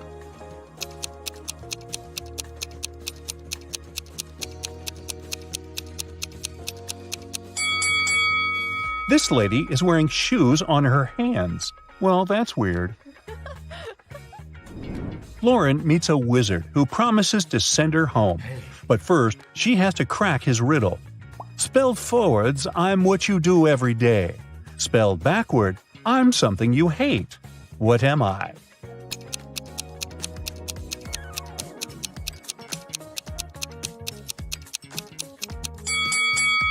If we spelled live backwards, we'll get evil. So the correct answer is live.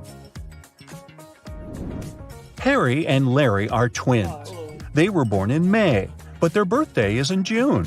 How is this possible?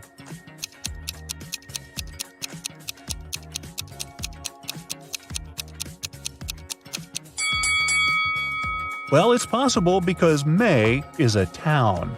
Gotcha. Hannah runs a dance show. She arrived in Finland with the 3 best dancers to perform during the winter holidays. On the first day of the trip, Hannah started to feel really bad and was taken to the doctor. After examining Hannah, the doctor claimed that someone had poisoned the girl.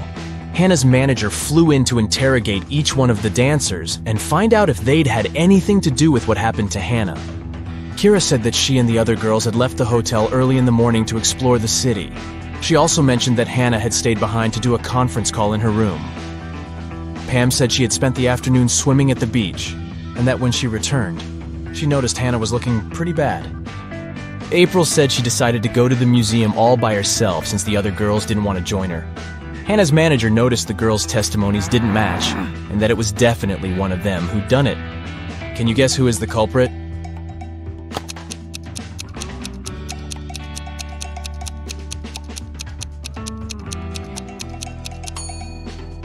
It was Pam. Oh, no. She mentioned she'd gone to the beach, but it's wintertime in Finland. The water is freezing and mainly frozen this time of the year. She should have worked better on her alibi. Oh no! Hannah's manager called the police, and they arrested Pam. Kira and April felt bad for their friend, but they still had to put on a show, and now they were a dancer short. The girls decided to look online for a new dancer. They found 3 girls who might do a good job at replacing Pam. Deborah, Lily, and Sally. One of the girls is a perfect match for the trio. Can you guess who?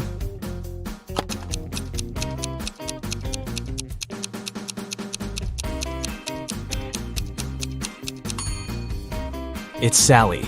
Both of the other profiles are fake. If you look closely at Deborah's picture, you'll see that the shadow on the back is not hers. It's definitely photoshopped. And look at Lily's birthday information. If that were true, she wouldn't have been born yet. Keith was a singer, and he was going to perform at Bath's House of Performing Arts. He was taking all of his equipment backstage to get ready for a sound check when a police officer ran into the room. The officer said that one of the actors from that night's show was a runaway criminal. There were 4 actors playing Santa Claus, but one of them was a fake. Take a look at their bags. Can you figure out who the criminal is?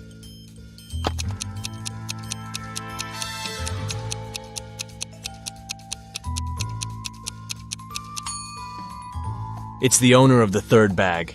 Santa never shaves off his beard, and that guy is carrying shaving cream. He must be the runaway. Becky just bought new augmented reality goggles.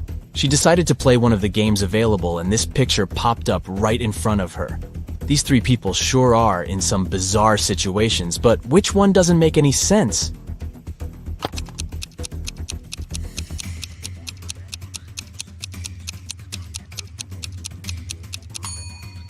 The man on the left is walking on lava. Sure, someone can do that, although it won't last for too long without the right kind of shoes. The man on the right is walking on desert sand, which is fully normal. But the woman in the middle looks like she is walking on burning water. That definitely doesn't make any sense. Felicity was 10 weeks pregnant when she decided to try a new doctor in town. The doctor did an ultrasound of her belly and gladly said, "Ah, it's a boy." Felicity looked confused and said, "No, I'm pretty sure I'm having twins."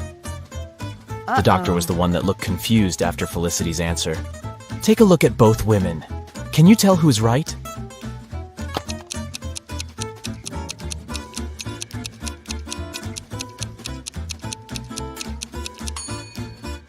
Felicity is right. I mean, take a look at this doctor. She isn't even a real doctor in the first place. She's not wearing proper medical attire, and she doesn't look like she knows what she is doing.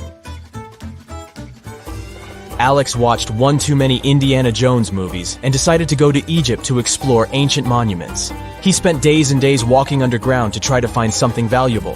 One morning, when exploring a crypt, he ran into a huge wall full of symbols.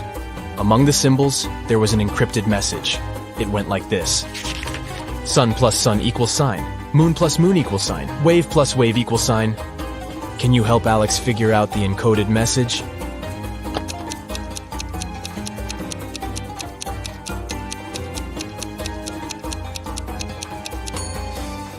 This is not an easy one, but here's how it works. Sun has 3 letters, moon has 4 letters, and waves has 5 letters. So the encrypted message is the number sequence. 6, 8, 10. Way to go, you. Take a good look at this image. Can you tell who is smarter?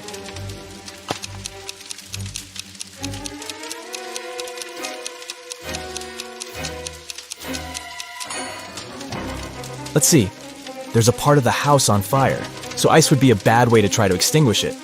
You would have to wait for the ice to melt into water, But during that time, the fire just grows. Liquid water is the best medium for rapid extinguishment, so the person on the right looks like they know what they are doing. Aura had been searching for the entrance to Bythia, a hidden city inside a mountain, for ages. She searched the 7 seas and the 7 lands until she finally found a hidden door, guarded by 3 ancient creatures. She asked them if this was the entrance to Bythia, but they wouldn't say a word. Finally, the wise owl said she had to give a correct answer to a riddle from each creature, and only then they would tell her about Bythia. The wise owl said, "I have branches, yet I'm not a tree. I have a bank, yet I hold no money. What am I? Can you help Aura out?"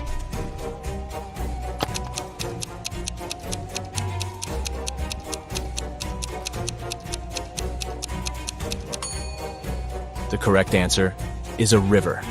A river has branches that flow into different streams, and the sides of the river are called riverbanks. The fox was up next, and his riddle said, "I have a bed, yet I don't sleep. I have a mouth, yet don't eat. What am I?" Aura took a while to figure this one out, but she got it right. Can you guess what she said?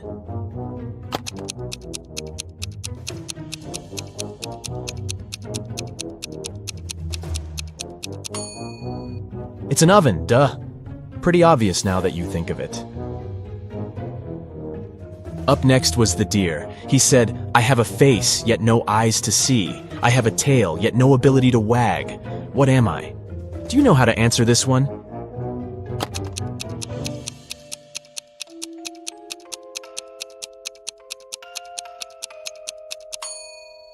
It's a clock. A clock has a face with numbers but no eyes. And it has a tail that we call a pendulum, but it doesn't wag like an animal's tail. The wise owl opened the door and showed Aura that there were 3 pathways leading to Bythia. She should choose the correct one, otherwise she would get stuck in this in-between place forever and would never be able to get out. Take a look at the pathways. Which one should Aura choose to complete her journey?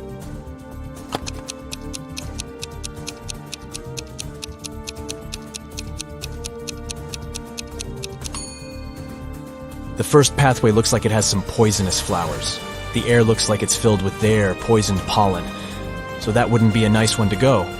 The second pathway has dozens of angry-looking stags that could harm Aura, and the last one has a big lake that leads into a trail. She should go with the last one. On a rainy Saturday night, John and Katie decided to stay in, order pizza, and watch the Riddle channel on their TV. On the screen, they saw a man hanging for his life on the branch of a tree. He was surrounded by angry people. Down below, there were a group of guys with huge bats waiting for him to let go of the branch, and above him was an angry guy on a helicopter ready to grab him. Is there any way the guy can escape this trap?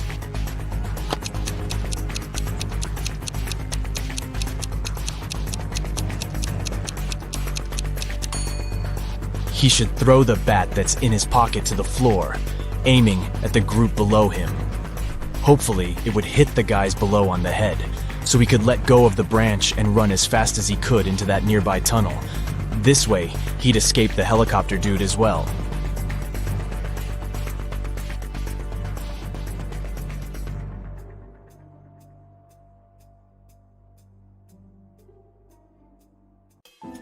Megan here is a popular blogger from New York. Today, she's meeting her bestie, Rosie, in her favorite cafe. Hello. They're both on a diet, so they only order herbal tea and a piece of chocolate cheesecake to share. Megan and Rosie have a great time together and post some food pictures. But an hour later, Rosie faints. Doctors reveal that she was poisoned. Let's take a look at Megan's post. Can you figure out where the poison was?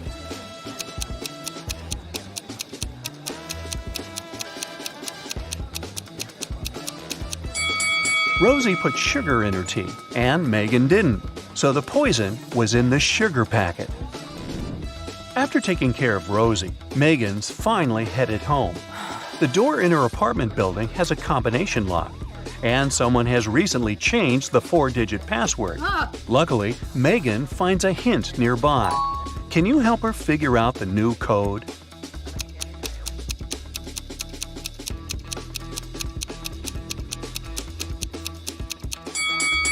Multiply the first and last number. Then multiply the second and the third number. And the code is 2516. Megan goes up to her apartment. There's a stunning sunset going on out the window. She takes 2 pictures for her Instagram. Can you find 5 differences between them?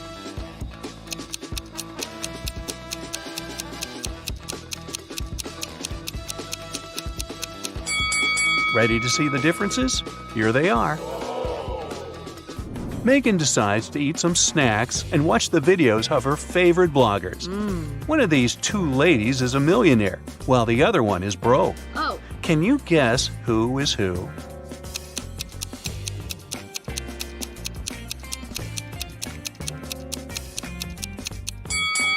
The second lady is broke.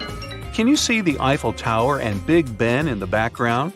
She can't be in Paris and in London at the same time, can she? So her photo is fake, as well as her fancy lifestyle. Megan gets some cheesy comments from one of her subscribers, What? Evil Eye. But she doesn't take it seriously. She spends a great night with her friends. Late at night, Megan is walking back home alone. Suddenly, Evil Eye appears right in front of her. He grabs Megan and puts her into the trunk of his car. Megan faints. After a while, she wakes up in a basement and sees her fan drawing some sort of a flower on the floor. He says, 2 letters are missing here. Guess which ones and I'll set you free. If you don't, you'll stay here forever. Can you help Megan out?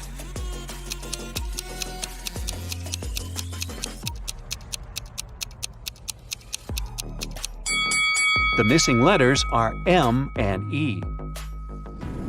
Megan returns home and discovers that someone has stolen her laptop. Well, this just isn't her day, is it? She calls the police and they interrogate 3 neighbors. Holly says, I was cleaning my apartment with loud music playing, so I didn't hear anything suspicious. Paul said, I was walking my dog for the last 2 hours. We just returned home. Everything looked as usual. And Alex said, I spent the whole day at home.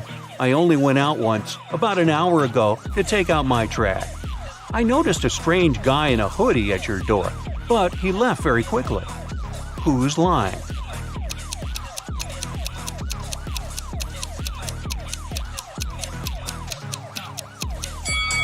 Alex. He said he had taken out the trash, but take a look at his trash can. It's still full. The next day, Megan gets good news from the police. They caught Evil Eye, and he's in jail now. Oh, yes. He insists that the officer should give this note to Megan, but she has no clue what this means. What about you?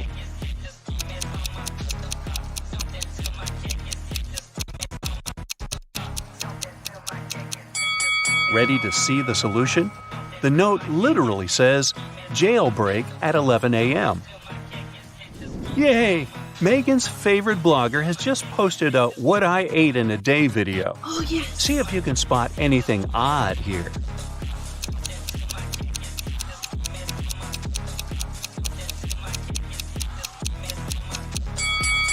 Wow, she keeps a saw in the fridge.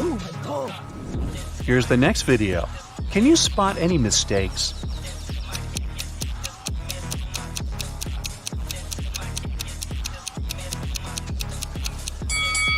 Yep, this rainbow is fake. Today is Megan's 30th birthday. She's been preparing for a party for weeks. She bought a beautiful dress, cooked plenty of food, and decorated the apartment. A lot of friends are invited, including Megan's boyfriend, Jeff. Before the event, he calls Megan saying, I'm in the office right now, but I promise to be at your place at 8 o'clock. Jeff comes home at 8:05. He brings flowers, a birthday cake, and a diamond necklace. But Megan is really mad. She throws the flowers into his face and bursts into tears. Why?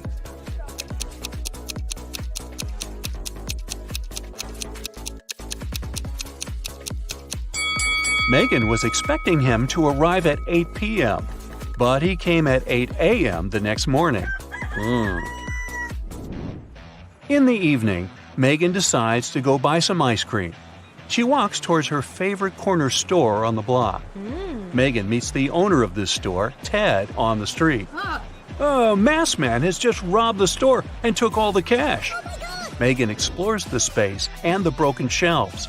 Then she says, I don't think it was just an ordinary robbery. The thief must be your enemy. Oh, really? How did she know?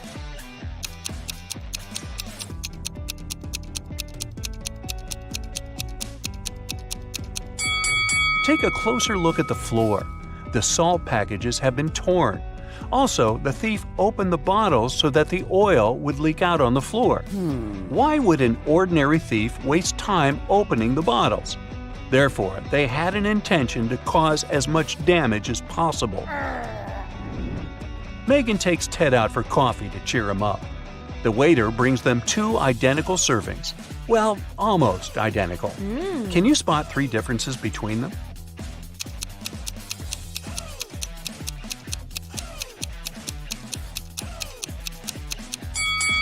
Here they are. Megan gets an invitation to a fancy party for bloggers. Only those who can crack this maze will actually find a way in. Can you help Megan reach the party?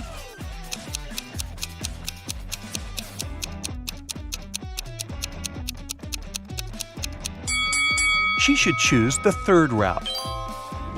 Megan reaches the final destination. There are 3 doors, all covered with graffiti. Can you help her guess where the party is taking place?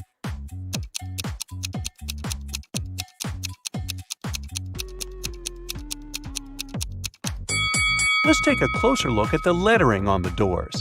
If we replace each letter with the previous one in the alphabet, we'll get party, toilet, and exit. Therefore, Megan should enter the 1st door. Security guards at the party got a report. Several criminals are planning to get in. That's why they scan everyone's bags very carefully. They find 3 suspicious people and arrest them. But one of them is innocent. Can you guess who?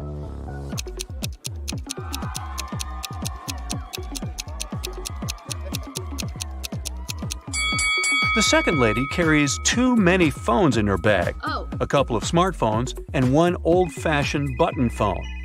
As for the 3rd guy, why would a bald man need shampoo at a party? It seems only the first lady isn't a criminal. Megan enters the party and goes to the bathroom to refresh her makeup. There, she meets 3 pretty ladies. 2 of them are vampires. Can you tell who's not?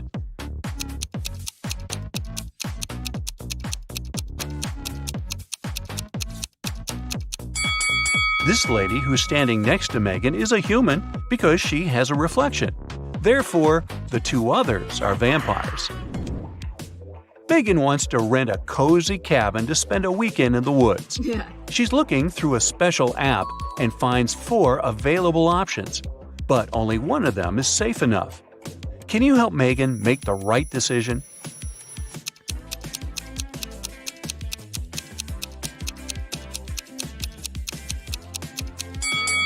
The second house looks pretty cozy, but there's a creepy clown hiding behind the tree. And the price is suspiciously low. According to the info box, the 3rd house was built 9 centuries ago, but it looks pretty modern, so it's probably a scam. The 4th house is chic and high-tech, but the window glass is covered with cracks, which is not safe at all. So Megan should choose the 1st cabin. Finally, it's the weekend. Megan hits the road to go to the cabin. On the way, she makes a stop to visit the local farmer's market. Megan picks some lemons. She wants to pay, but her phone is gone. She interrogates 3 people standing nearby. Kim says, I didn't touch your phone. I was too busy selling my tomatoes. Magnus says, I was taking pictures of my shop for social media. See for yourself if you don't believe me. And Bianca says, I think it was Kim. Her business has not been going well recently. After hearing what they had to say, Megan knows for sure who's the thief. What about you?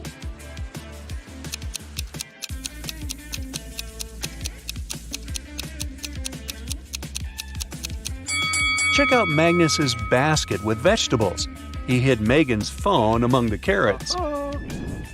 Megan orders a beverage at the local coffee shop and looks around. Hello. One of the customers is not human. Oh my God. Can you figure out who?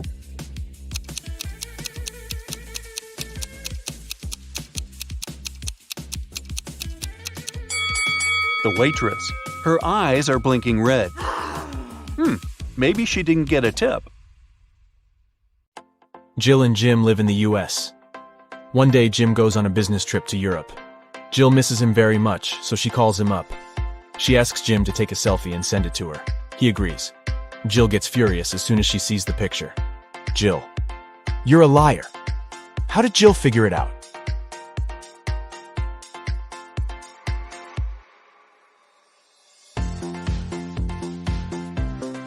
Europe and the US are in different time zones, but in Jim's photo, it's noon. That's American time. He never left the country. Can you find a zombie in this picture?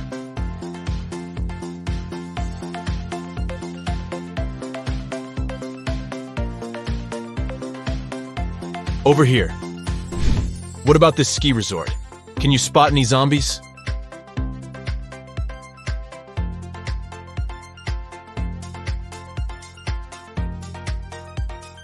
Hello?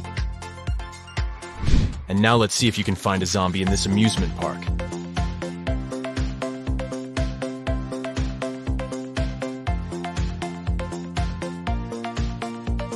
It's hiding over here. The biggest bank in town was robbed last night. The local police investigate this case and find 2 suspects. They go to search their houses. The officer sees a clue and figures out who the criminal is. How did he guess?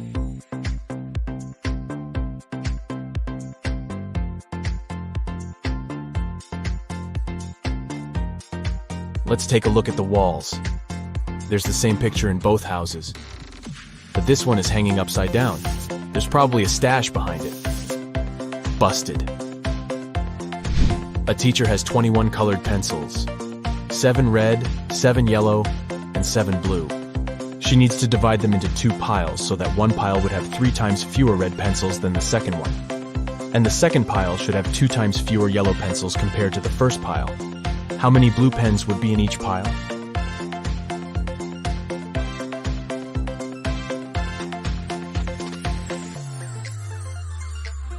Zero. The teacher had 21 pencils, not pens. Can you rearrange these crayons and make 4 triangles? To solve this mystery, you gotta think outside the box.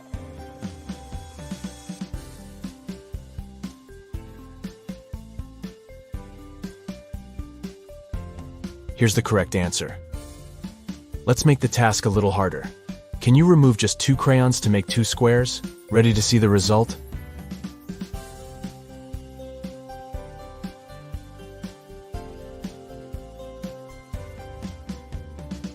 There you go. Donna goes to a supermarket and spots something weird. 2 of these women are pregnant, but one of them just stole a watermelon. Can you guess who?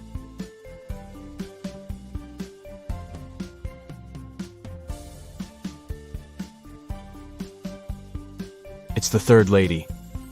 She's wearing high heels, not what pregnant women would wear to a grocery store. Kitty wakes up in a creepy basement. She needs to open this door to escape. Can you guess the right order to press the buttons?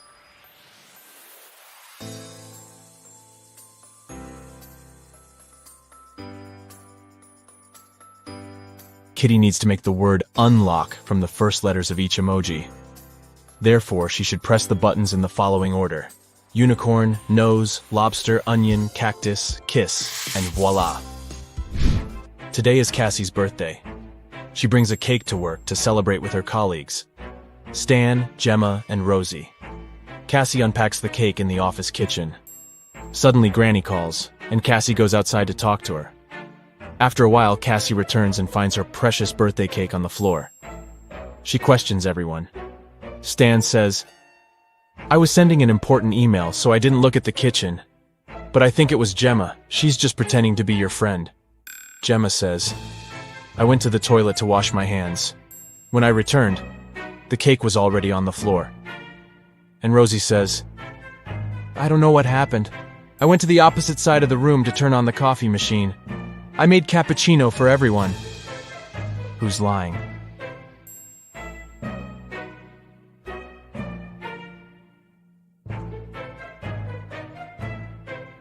The coffee machine is off, and all the coffee mugs are empty. Therefore, Rosie lied. She was busy doing something else while Cassie was away. Detective Bold is having lunch at his favorite cafe. He looks through the window and sees his neighbor Zelda rushing home. They both live next to the cafe. Suddenly, Zelda runs back and approaches the detective. Zelda: "Please help me. My apartment was robbed while I was out. I didn't touch anything. I just ran here right away to find you." Detective Bold goes to see the crime scene. He looks around and says, "Stop fooling around, Zelda. There was no robbery." How did he know?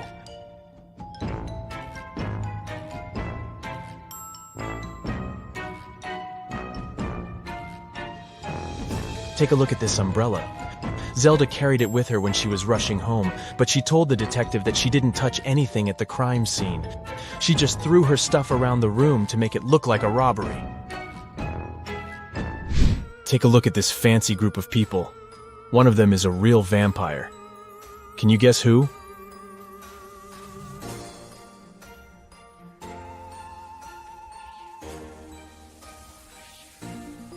It's the second guy.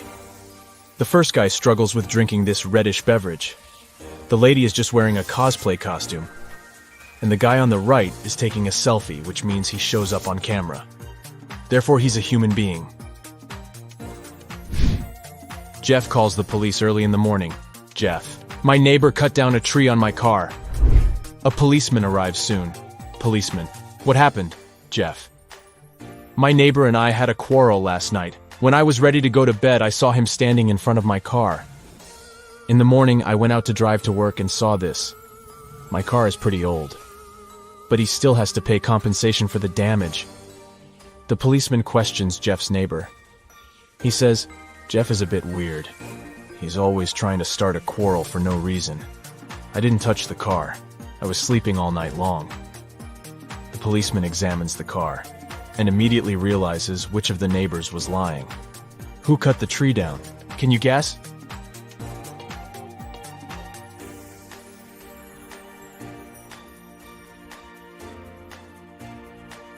Jeff. He cut down the tree with this axe and then tried to put the blame on his neighbor to hit him up for money. Mike is an astronaut. His team consists of 2 other people. They're twins, Rob and Bob. They go to Mars for a month to study the local life forms. Time flies by quickly, and today they have to return to Earth. Mike goes to say hi to his little crew, but he finds 6 identical people in the spaceship. Mike realizes that the Martians can take any shape. Whom should he take back to Earth?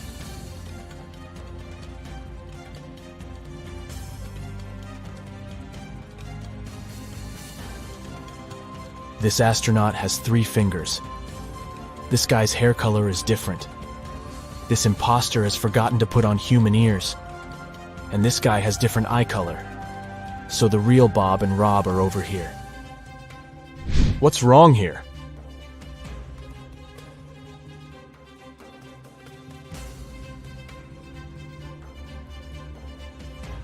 The goalkeeper is holding a tennis racket. Also, why do they need 2 hockey pucks? Shelly downloads a dating app hoping to find new love. She likes several guys. They begin to chat and share some selfies. All 3 guys claim to be single and living alone, but only one of them is telling the truth. Can you guess who?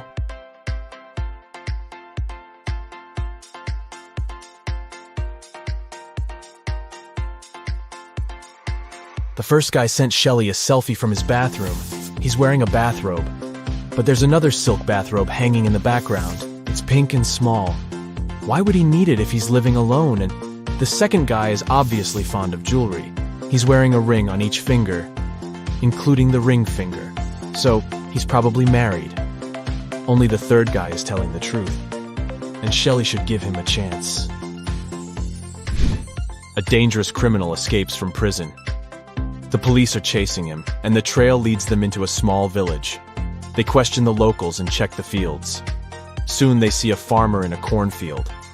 The detective asks him if he had seen any suspicious strangers around. Farmer. Sorry, I didn't focus on what's going on around me. I was too busy dealing with my corn. It's getting dark soon, and I need to harvest as soon as possible. The detective immediately figures out that this guy is the wanted runaway criminal. How?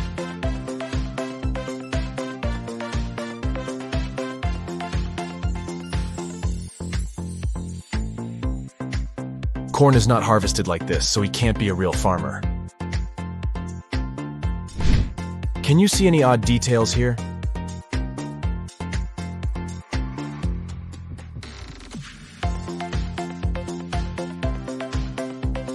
The phone is unplugged, and the laptop is missing a keyboard. Can you spot anything odd?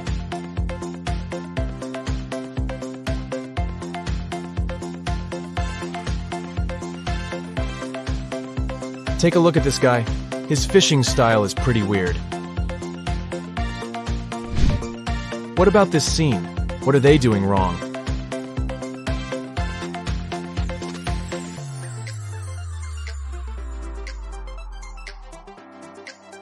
This lady is skating on the pavement. I know you want to give your brain a shake. And I also know the perfect way to do it. Get ready for a new portion of tricky riddles. A man had a book that was worth $50,000. There were only 2 such books in existence. He threw the book into the furnace, reducing it to a pile of soot. Why did he do this?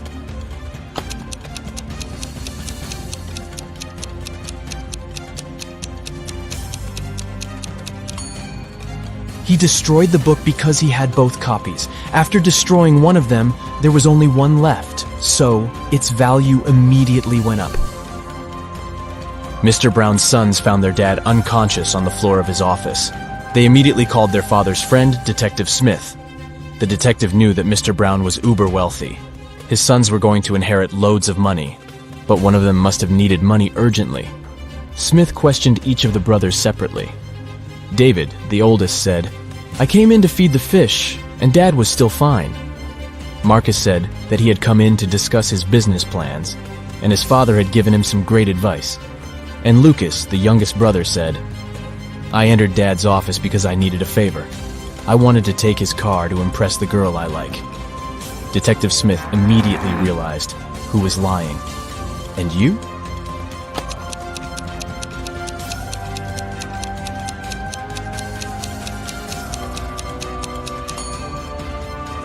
It's David.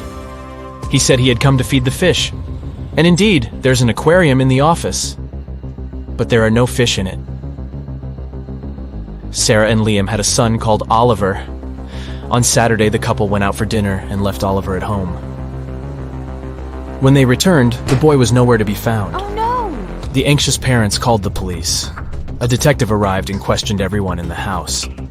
The babysitter said she'd been packing Oliver's school bag for the next day. The maid said she'd spent the whole evening cleaning the kitchen, and the cook said he'd been preparing food for the next day. He was listening to music and didn't hear anything. The police immediately knew who was lying. And what about you?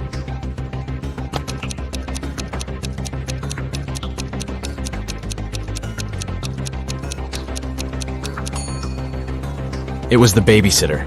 Children don't go to school on Sundays, so Oliver didn't need his school bag to be packed. Detective Adams arrived at the Museum of Modern Music because someone had stolen legendary shoes that belonged to Elvis Presley. A museum guard told the detective that they had reviewed the footage from security cameras and found out that all visitors had come in and left empty-handed, and the shoes were too bulky to put them in a pocket or under a t-shirt. Detective Adams examined the footage and said he knew who had stolen the shoes. Have you figured it out?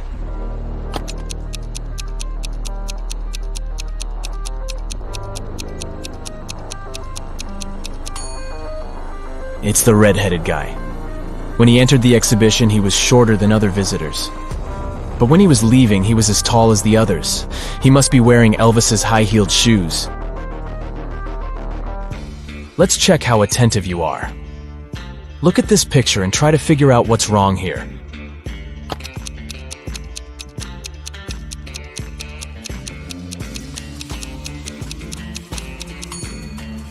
The teacher is very suspicious. She doesn't get reflected in the mirror.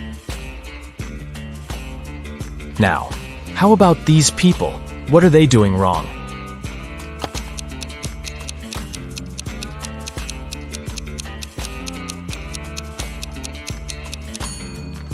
See that coffee machine in the background? The cup is placed incorrectly and the coffee is spilling. A witch owned a field that had many gold mines. She hired one person at a time to mine that gold for her. She promised 10% of what that person mined in a day, and they would have to give her the rest. But the witch was blind, so she had 3 magic bags that could talk. They reported how much gold they held each day, and this was how she found out if the workers were cheating. Upon getting the job, each person agreed that if they weren't honest, they would be turned into stone. Around the witch's mines, there were many stone statues. A man named Logan once accepted the job.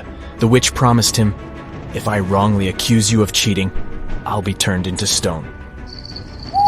One night, Logan overheard the bags talking to the witch. The next evening, he submitted some gold and kept 1.6 pounds for himself. Later, the witch talked to her bags. The first bag said it held 16 pounds that day. The second one said it held 5 pounds. The third one said it held 2 pounds. The witch confronted Logan. "You think you could fool me? Now you shall turn into stone," she screamed. 1 second later, the witch turned into a stone statue herself. How did Logan deceive her?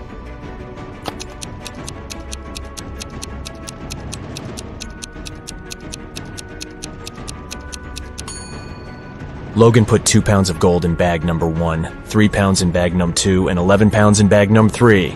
He then put bag number 2 into bag number 3, and bag number 1 into bag number 2. Each of the bags only felt the weight of the gold above it. Thus, they inadvertently gave the message that 23 pounds of gold had been mined.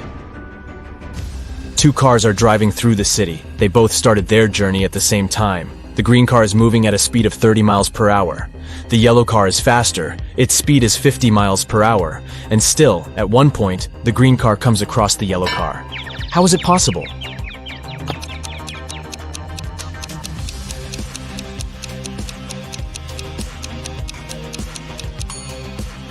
The cars are traveling in opposite directions. Larry called the police because he had some concerns about his friend Brandon. He said, "Brandon has recently returned from Brazil and has been behaving strangely since then. I've just received a weird phone call from him. I think it would be better if you came with me." When police officers picked him up, Larry gave them the address.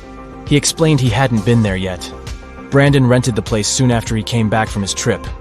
When they arrived at the house, they saw a mess inside. There was some paint spilled on the floor, and one police officer accidentally stepped into it. Larry noticed it. "How unlucky! Let me take you to the bathroom." After that, he immediately got arrested. Why? Uh-oh.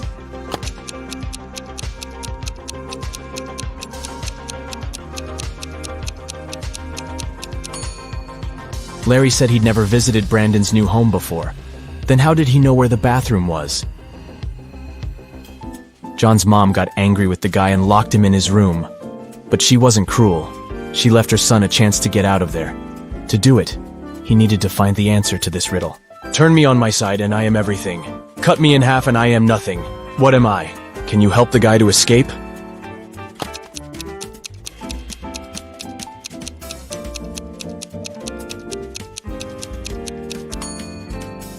The answer is the number 8. On its side, it's infinity, but cut it in half, and you'll get 2 zeros. It's a 5-digit whole number. It reads the same, forward, backward, and upside down. Its second digit is half of the third one. The 5th digit is the product of the first and the second ones. And the sum of all the digits is 10. What number is it?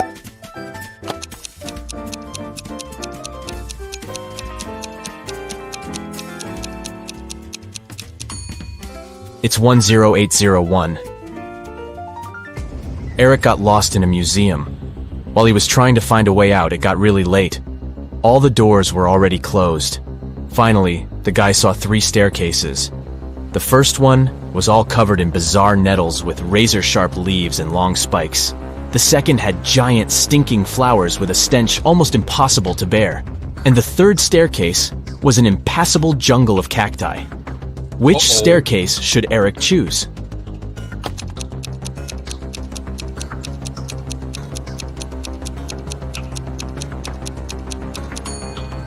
He should opt for the second staircase. Even though the flowers are gross, they're relatively harmless. When you add 5 to 6, you will get 11. But when you add 6 to 7, you will get 1. How is that possible?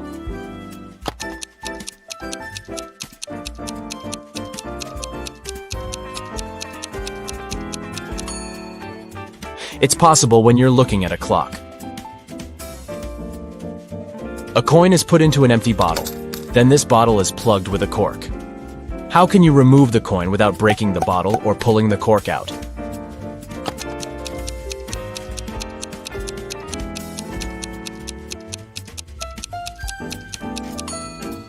All you need to do is push the cork into the bottle and shake the coin out.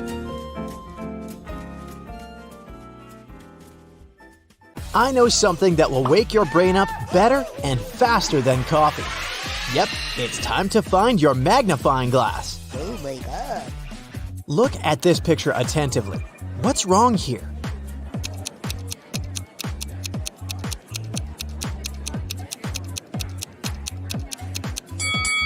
Each of these 4 people has a slice of pizza in their hands, but only 3 pieces are missing from the pizza box. You have 3 jars that are all mislabeled. One jar contains apples, another contains oranges, and the third jar contains a mixture of both apples and oranges. You are allowed to pick as many fruits as you want from each jar to fix the labels on them. What is the minimum number of fruits that you have to pick and from which jars to correctly label them? Yeah.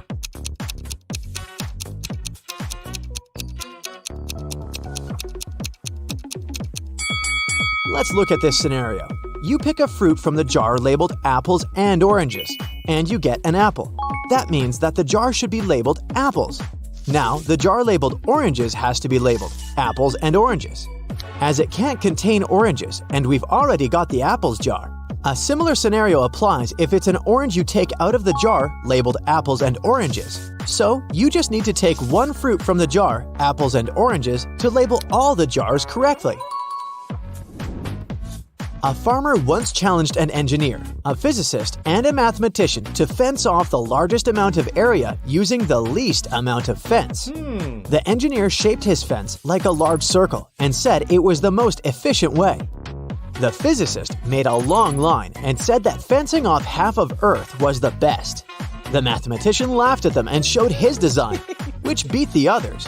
What did he do?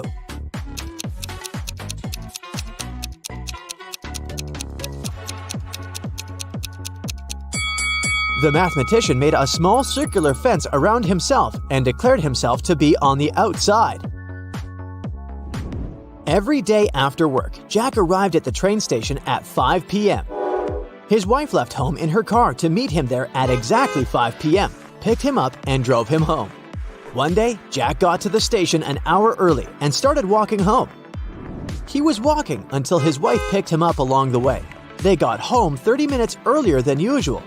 How long was he walking?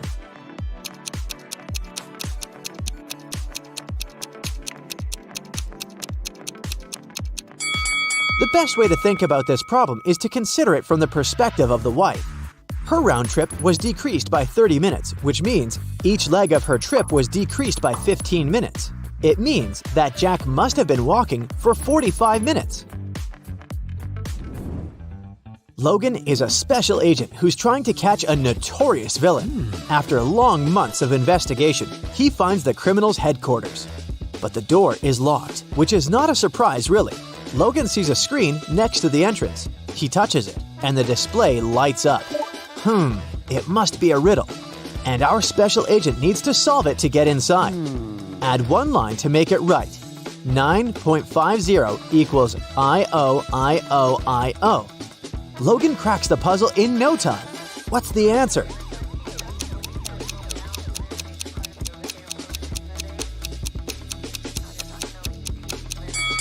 $9.50 equals I-O-T-O-I-O.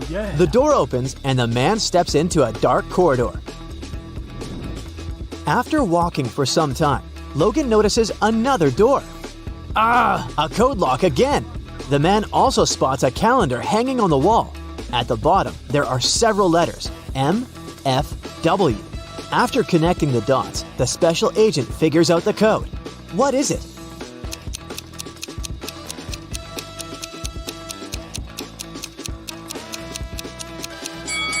It's 153. The letters stand for the days of the week: Monday, Friday, and Wednesday. Monday is the first day, Friday is the fifth, and Wednesday is the third one. Oh yeah. Look at these two families. Which one is fake? What do you think?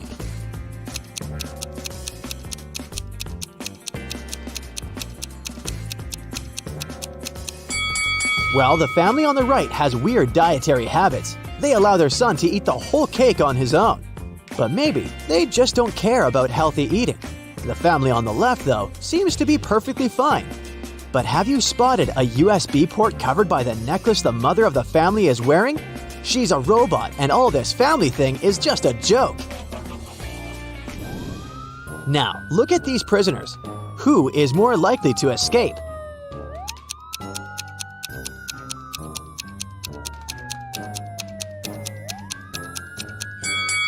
Huh, gotcha. Neither of them. The one on the right will be stopped by the prison guard, while the one on the left will end up face to face with these pretty unfriendly dogs. How about these girls? Which one lacks common sense?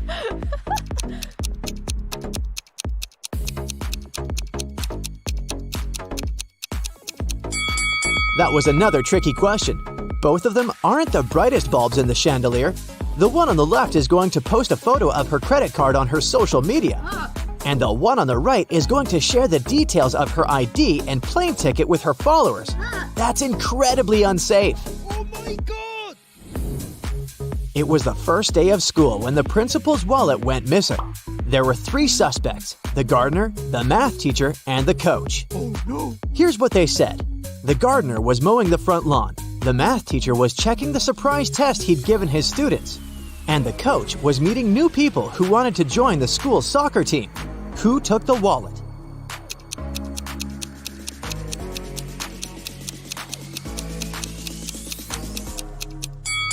It was the math teacher. No one gives surprise tests on the first day of school.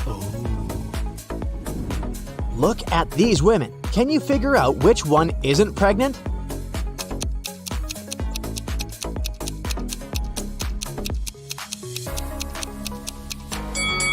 It's the woman on the right. Her belly is strangely shaped, and something seems to be moving under her clothes. Ugh, creepy. One day, the emperor asked his general what he should choose if he was offered either justice or a lot of gold. I'd choose the gold. The general answered without hesitation. The emperor was taken aback. Oh. I would have been disappointed even if this was the choice of a servant, the emperor said.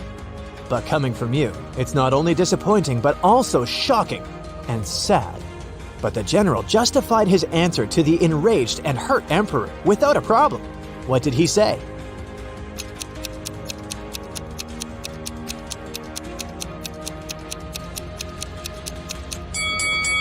He said that people asked for what they didn't have. Under your majesty's rule, He then added, justice is available to everybody, but I am a spendthrift and always short of money. That's why I said I would choose the gold. The answer pleased the emperor, and his respect for the general was restored. The police arrived at a ski resort early in the morning. At night, someone attacked the manager of the hotel, and he was taken to a hospital, still unconscious. The police suspected 3 people, Laura, James, and Arthur, who had arrived the day before. The officers inspected their rooms, and here's what they found. Look at these things attentively and try to understand who attacked the manager.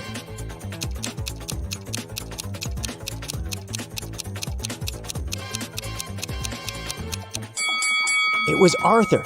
Look, he doesn't have any warm clothing, which means he didn't come for skiing. Oh no! Allison is a big boss in an international company. One day, she's hurrying to an important meeting when she notices the documents she needs haven't been printed out, but she's asked at least 3 of her subordinates to do it. Ian says he's just returned from the supermarket because they've run out of coffee beans. Robert claims he's been terribly busy drafting a new contract. And Alice answers she's been in the kitchen, preparing snacks and making coffee for the meeting. Who's actually forgotten about the task and is making up excuses at the last moment?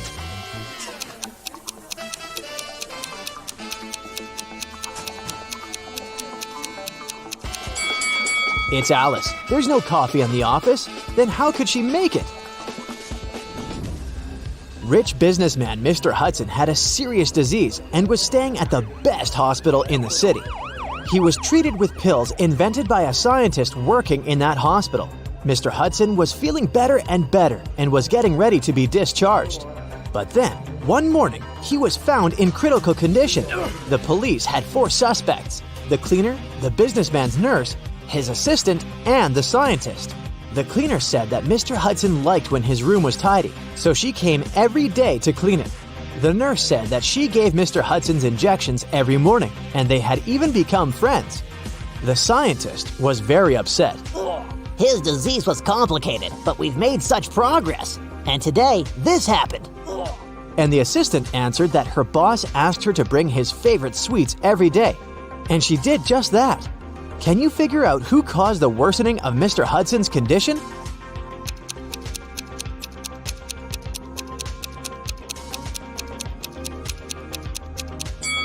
It was the nurse. Mr. Hudson was treated with special pills. What injections is she talking about? What? Harrison was walking home when someone threw something at him and knocked the guy out. When he came round, he found himself in a room with 4 doors and a tiny window. Harrison opened the window, but it was too small for him to squeeze through. Suddenly, the guy spotted a piece of paper lying on the floor. It was a note that said, "Only one door leads outside. The other 3 doors don't lead anywhere. You can try to open just one door and only once. If you don't succeed, all of them will be locked forever." Harrison thought for a while and made the right choice. How did he figure out which door was the one he needed?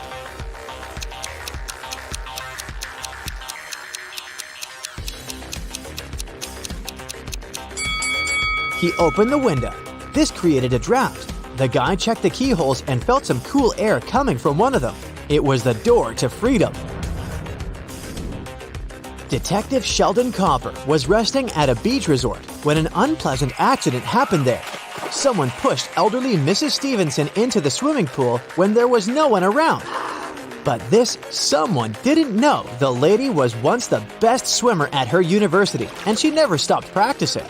So it wasn't difficult for her to cross the swimming pool and get out of it at the other side. Sheldon asked the lady if she had seen the attacker. She didn't, but she was sure it was someone who knew she'd just received a huge inheritance. The detective needed to talk to 3 people. They were Mrs. Stevenson's son, Terry, her granddaughter, Gloria, and her niece, Judy. Terry said, "These days, I've been very busy. Something urgent came up at work. I don't even have time to leave my room to go for breakfast or dinner." Gloria asked Sheldon to keep her secret. She was seeing a waiter she had met at a beach cafe. If her relatives found out, they would be furious. And Judy told Sheldon she'd taken a car to go shopping in the city center. Who's lying?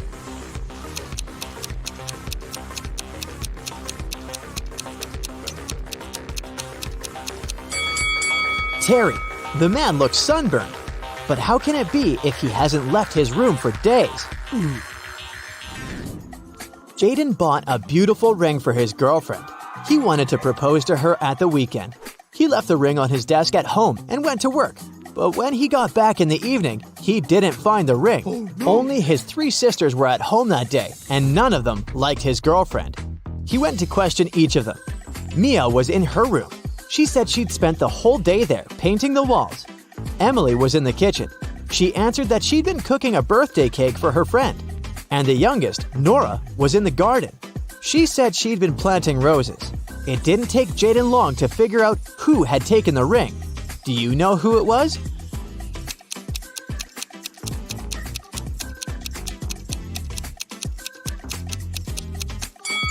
It was Nora. She looks too tidy for a person who was supposedly spending the entire day in the garden. What? Plus, she doesn't have any gardening tools. The best player of Julian's volleyball team disappeared right before the game. Julian's main suspects were 3 players from the rival team. Jackson said, "I've just returned from the gym. I was warming up before the competition." Leo had to pick up his wife and daughter from the hospital, and Ryan claimed he'd fractured his leg, and the team doctor was giving him a massage. Yeah. Who's behind the player's disappearance?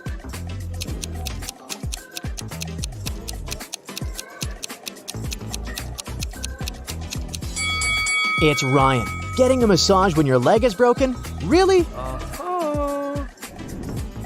Can you figure out the answer to this rebus riddle?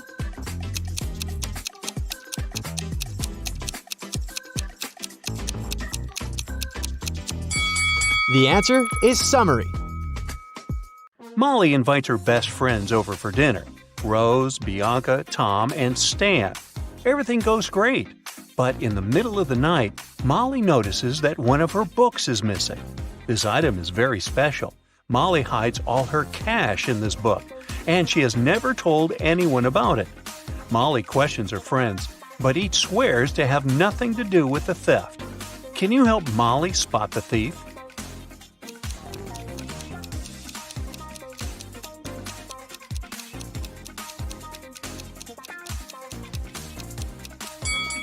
It's Tom. He's sitting on the stolen book. Detective Tina has received multiple cyber fraud reports this week. People complain that all the money went missing from their bank accounts. Detective Tina heads out to investigate this case. She meets with 3 robbed witnesses and asks them to show her their phones. She expects to find some kind of bug or an app. What do they have in common?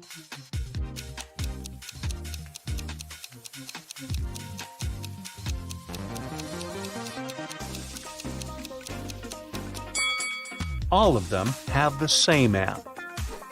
Bella is visiting India. She leaves her bags in the hotel and goes to explore the local market. Suddenly, a stranger approaches her and offers to buy some gifts. "Madame, I inherited these treasures from my ancestors. They're thousands of years old." Bella gets very excited. She loves rare souvenirs. Bella studies these items carefully and gets furious. "You're a fraud!" How did she know?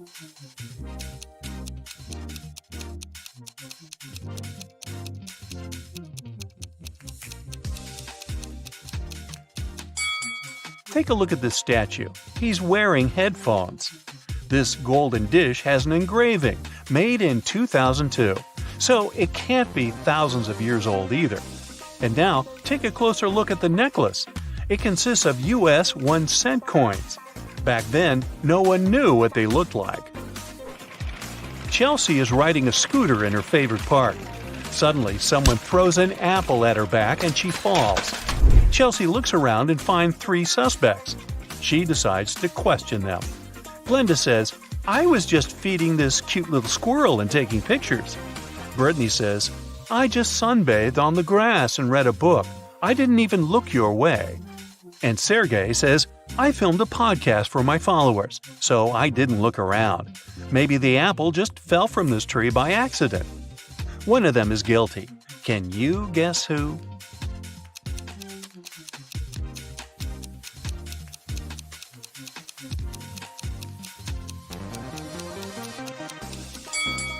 Chelsea got hit by a red apple with a yellow price tag. But the apple tree, mentioned by Sergey, only has green apples. Meanwhile, Brittany has a bunch of red apples in her bag, and they have similar yellow tags. Uh-oh, busted. Will goes to the restaurant with his friends, Mike, Crystal, and Alex. He orders his favorite cheesecake.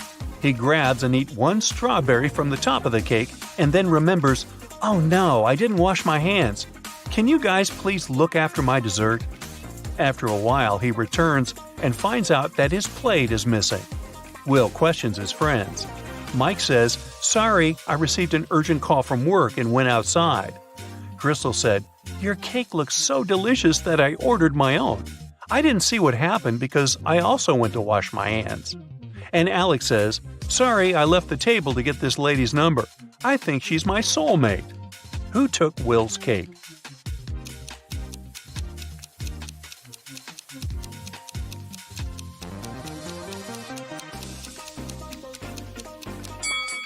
Take a look at Crystal's plate. The very same strawberry that Will took from his cake is missing. So it's probably his dessert and Crystal is a liar. Someone drew a pentagram on the floor in the principal's office. Can you guess who tried to curse him?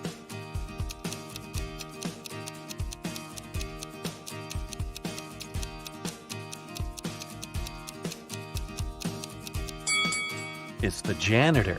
There's a paint stain on his uniform, and similar symbols can be found on his cap.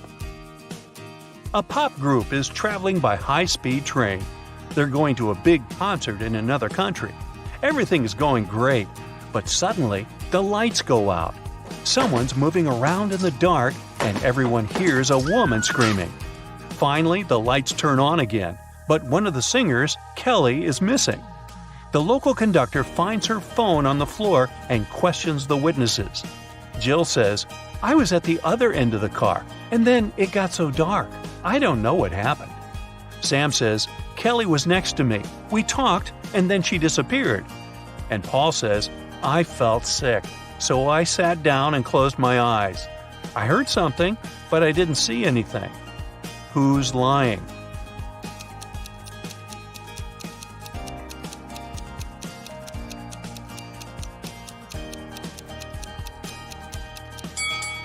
Jill. She said she was at the other end of the car. Then why is her hair clip lying at the crime scene? Can you find 10 differences between these two pictures?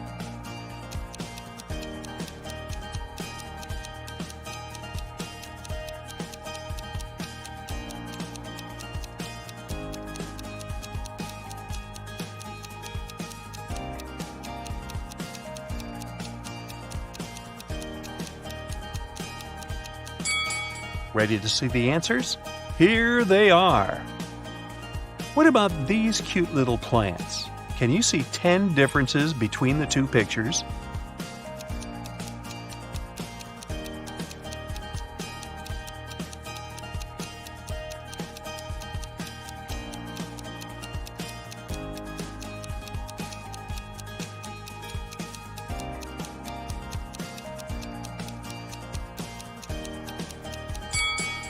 Time is up. I'll bet you failed to spot all 10. Here they are. What about these two images? Can you find 10 differences?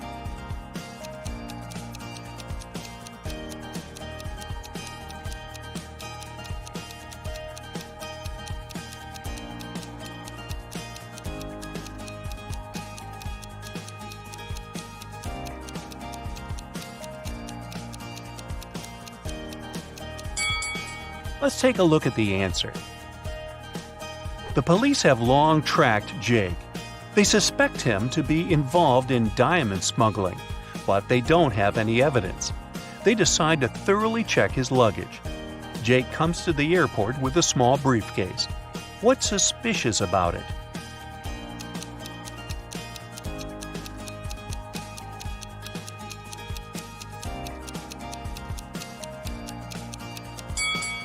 He uses an electric razor. Why does he need any shaving cream? The diamonds must be inside the tube. Billy takes his family to a safari park. Can you spot anything odd?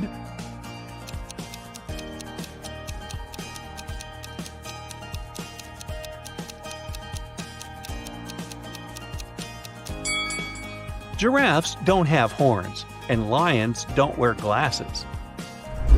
What about this picture? Can you see what's wrong here?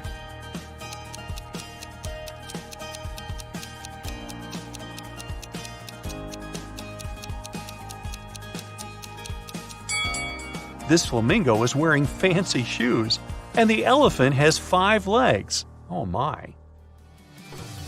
Can you find the fastest tap by eye?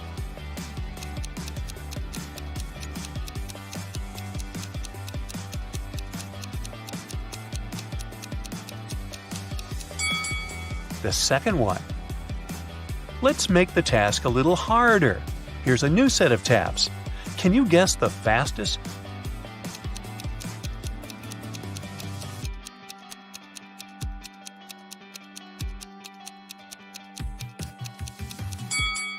The first one. Which runner will score the goal?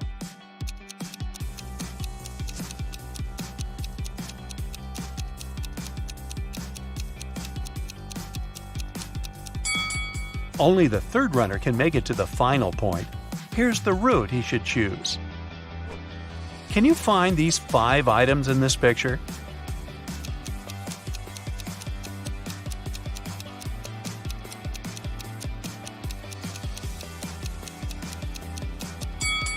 Here they are. What about this huge pile of things? Can you dig out these 5 items?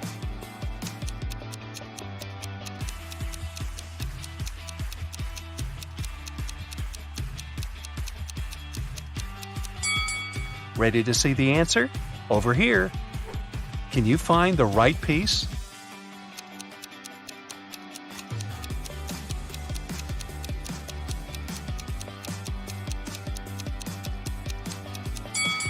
Only the second one fits perfectly. Rob's wife decides to prank him and changes a 6-number password on their safe. She leaves a clue so that Rob could crack the code. Can you help him?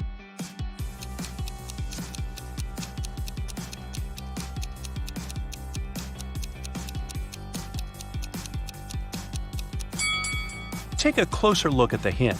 There's an alphabet with 4 marked letters, but we know that the password consists of 6 numbers. To crack the code, we need to count each letter's position in the alphabet. A implies 1, E 5, J 10, and M 13. So the final code is 151013. Tilda is cooking a love potion. She found a recipe in an old spell book.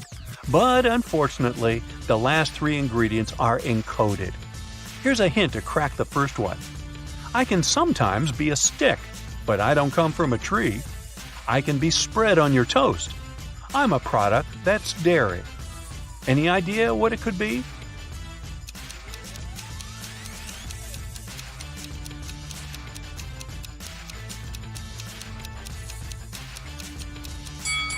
Butter. Or as they say in Brooklyn, butter. Here's a hint for a second ingredient. I can be small, I can be huge, and very hard to snatch. Carve me out, put in a candle, and light it with a match. What is it?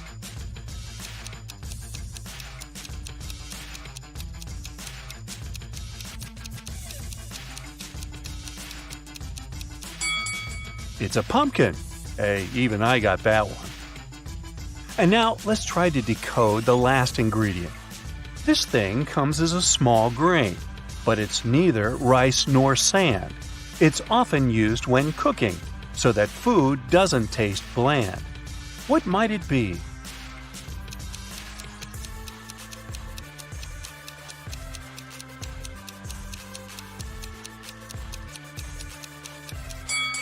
The last ingredient for Tilda's love potion is NaCl. Oops, I meant salt. Lily gets an invitation to a wedding party. She comes along and sees 3 weird things right away. Can you spot them too?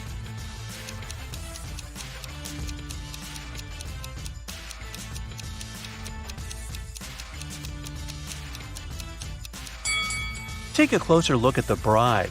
There's a zombie hiding under her skirt. Also, there's planet Earth in the sky instead of the moon. And the clock is going counterclockwise. Well, that's all goofed up. Molly is chilling in her bathroom after a long working day. But can you see anything odd here?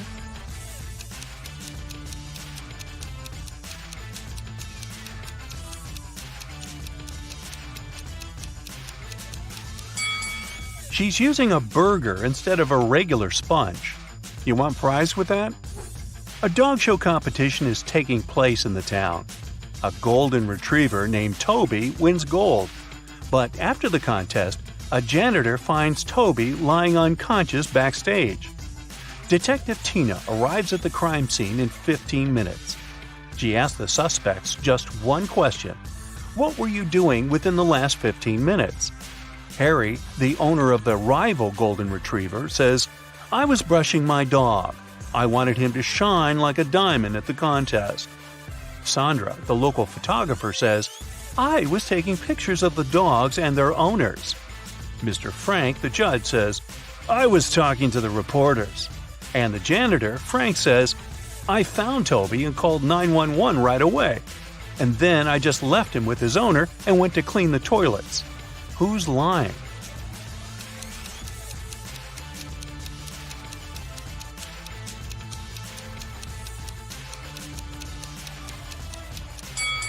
Harry.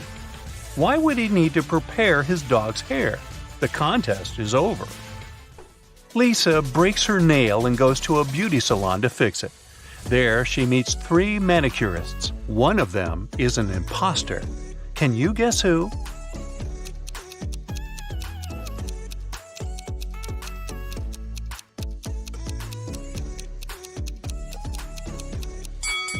It's the third lady. She's using a teaspoon instead of the regular manicure tools. Just another ordinary day in the office. But wait a minute. Can you see anything odd?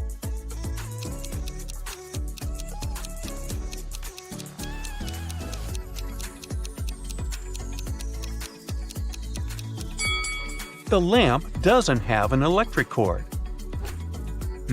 What about this picture? Anything weird?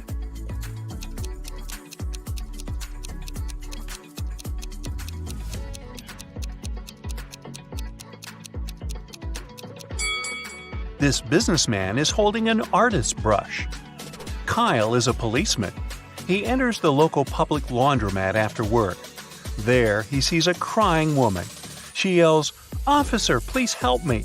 Someone stole my clothes. It was my favorite suit." Kyle interrogates 3 suspects among the clients.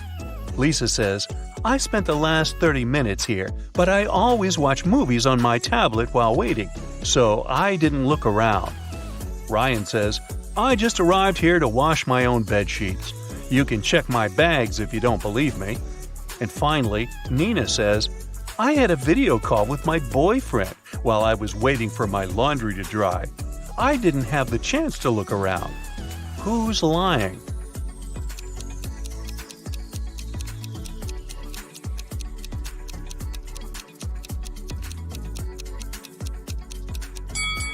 Lisa. Take a closer look. Her tablet is broken and shut down, so she couldn't have been watching a movie. Can you spot any ghosts in this picture?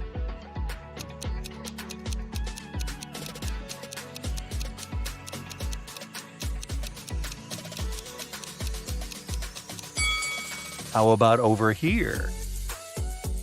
What about this area? Can you spot any ghosts?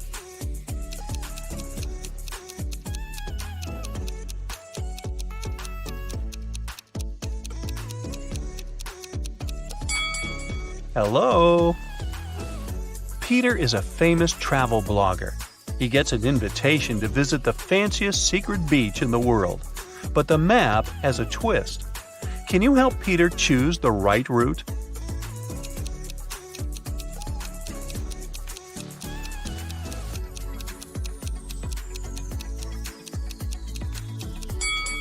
Only option B will bring him to the final destination.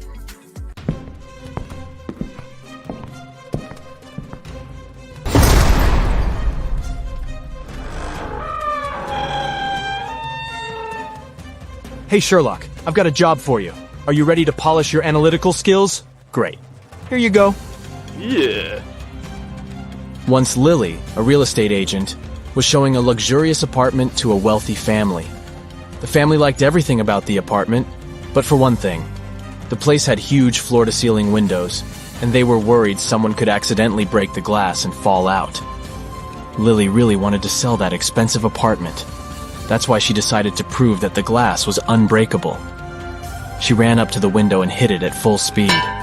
The glass indeed didn't break, but Lily fell out of the window and was rushed to a hospital. How could it happen?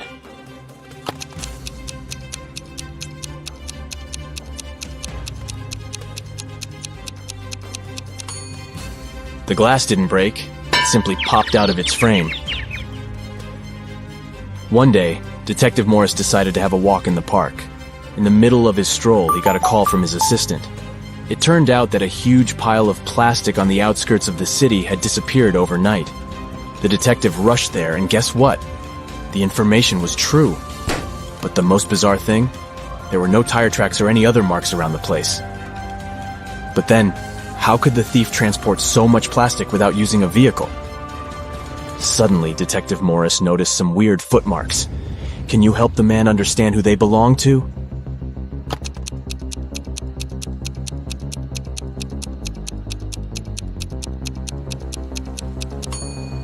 Those are definitely not human footprints.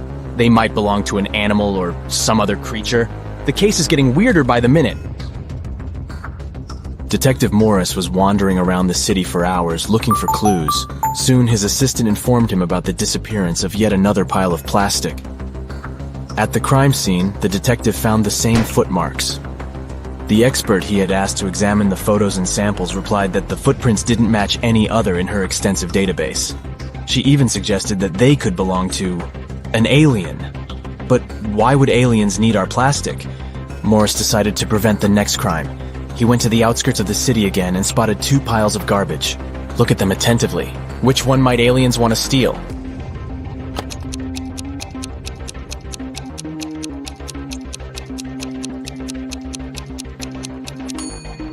They will definitely go for the pile on the left.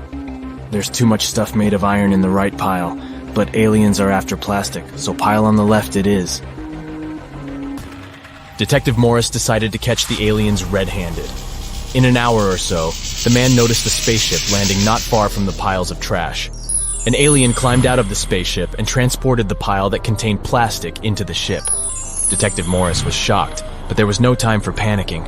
A small door was open in the side of the spaceship. He sneaked inside. He only had some time to look around when a siren started blaring. Oh no! Are they gonna take off? The man rushed back to the door, but it was already locked. Luckily, Morris noticed a math equation on the door. It looked as if it was made out of matchsticks. 5 + 7 = 2. But the answer was wrong. By trial and error, the detective understood he could only move one matchstick to make the equation correct. How can he do it?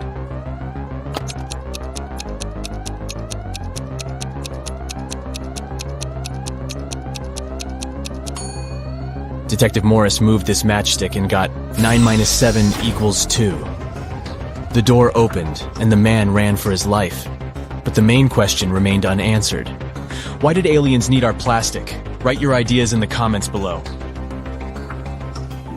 Now look at these animals on the screen. A cat, a camel, a cheetah, a chicken, a crocodile, and a pig. Which animal doesn't belong here?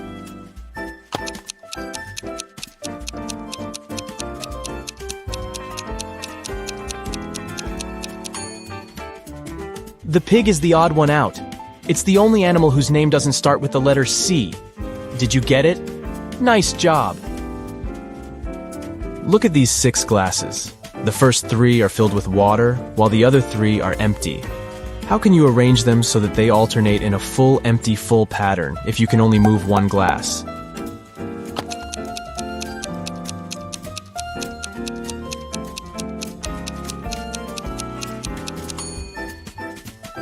Pick up the second glass and pour the water into the 5th one. Here you go. Now you have 7 guests at your birthday party. And your task is to figure out how to divide your very round birthday cake into 8 equal pieces by making only 3 cuts.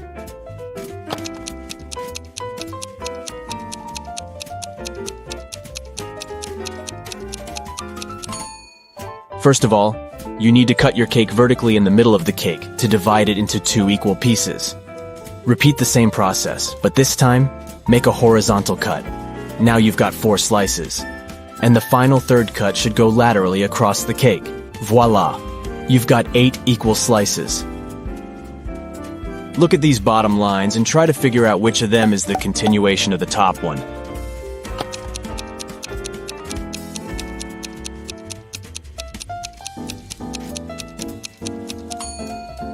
It's this line on the left, see? You've been kidnapped by an insane scientist who's going to test his new protective cream on you. After covering you with this lotion, which you absolutely don't trust, he offers you to choose one of the 3 containers he'll then throw you in.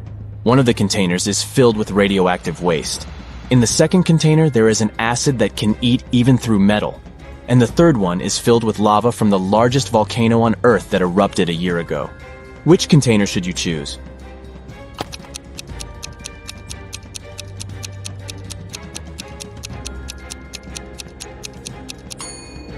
Pick the container with lava. If the volcano erupted a year ago, the lava must be already solid. Look at these prisoners. Can you figure out who came from the future?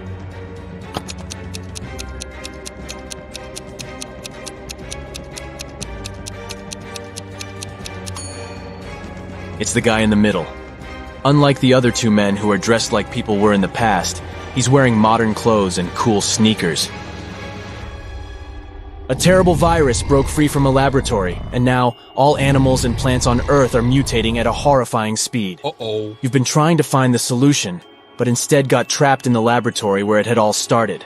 There are 3 doors you can escape through, but behind the first one, there is a bunch of aggressive flesh-eating cacti. The second door hides hundreds of venomous bees, and the third door prevents an attack of fire-spitting dragon-like monsters. Which door can lead you to freedom?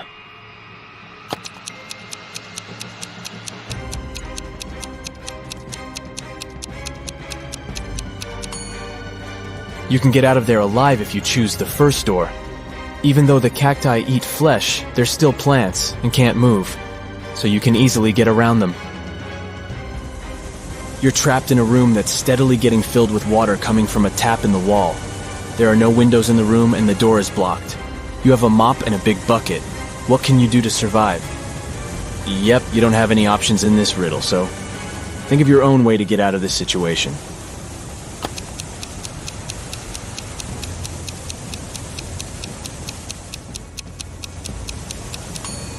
Your chances to stay alive are much higher than you might think.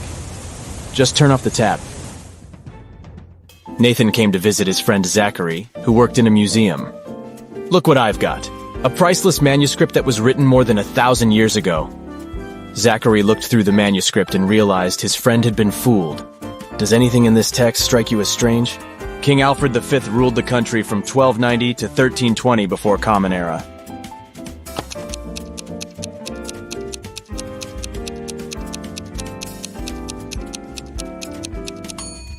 If we talk about the dates before the Common Era, they should be in reverse order. The original text would read, King Alfred V ruled the country from 1320 to 1290 before Common Era. A villain has caught you, and now he lets you choose in which cage he will keep you. You can get out of the cage only through the lid in its ceiling. But on top of the first cage, there is a nest of venomous snakes. Boiling water is on top of the second cage. And on top of the third cage, there is a hungry lion. Which cage should you pick to be able to escape when the villain falls asleep?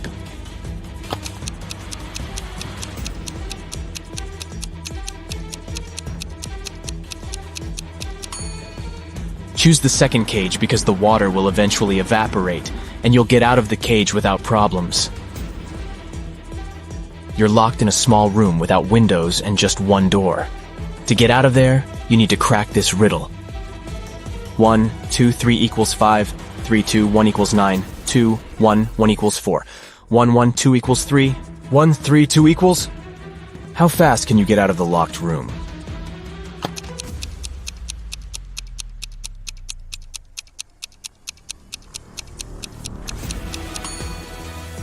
The answer lies in the addition of the second and third digits, and the multiplication of the sum by the first digit.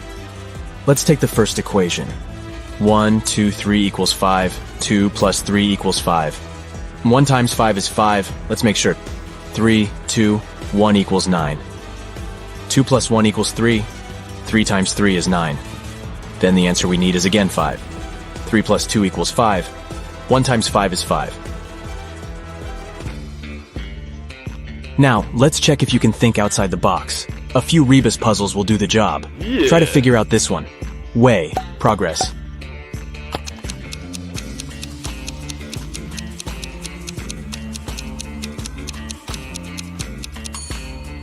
It means progress underway.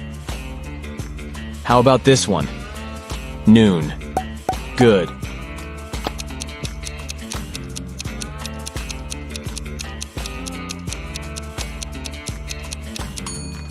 It's good afternoon. Pay attention to the arrangement of the letters. C, L, E, A, N. Do you think you can figure it out?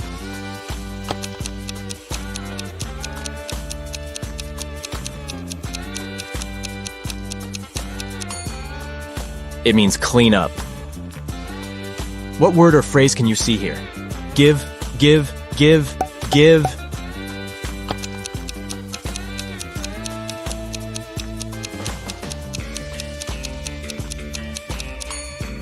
It stands for forgive. Concentrate. I believe you can crack this puzzle. 1N, 3N, 5N, 7N.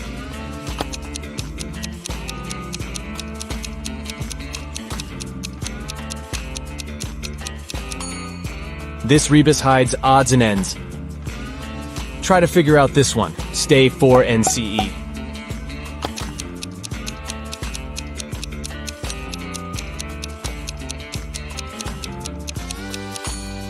It's for instance. Great job!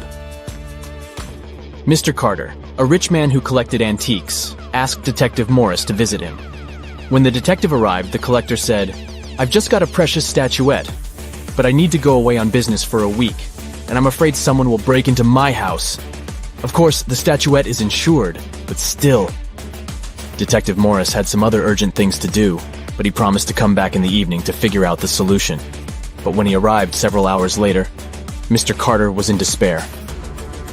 I drove my sister to the doctor and was away for an hour or so. But when I came back, the statuette was gone. Detective Morris didn't believe the collector. Why?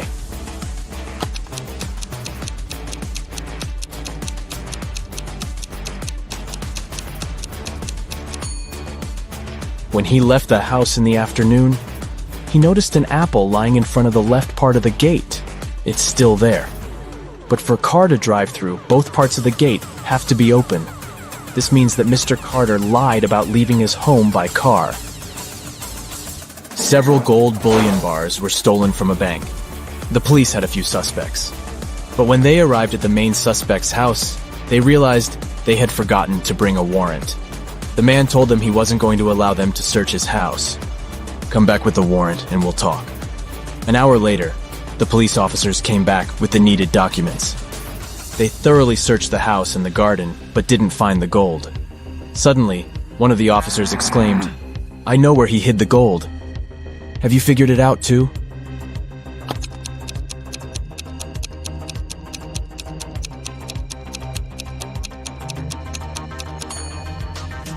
The gold is in the swimming pool.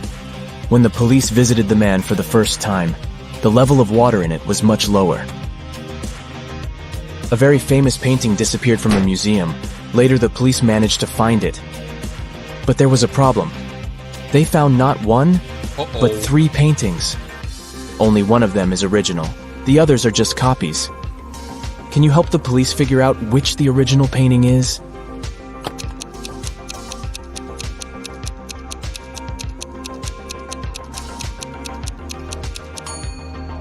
It's the one with the brown frame. Take a look. All frames in the museum are made in the same style. You've got accepted to the best school of witchcraft and wizardry. One of the classes you have to attend is about transforming into animals. There are 3 professors who teach this class. Each of them specializes in transforming into a certain animal. Look at your professors and try to figure out what kind of animal each of them turns into.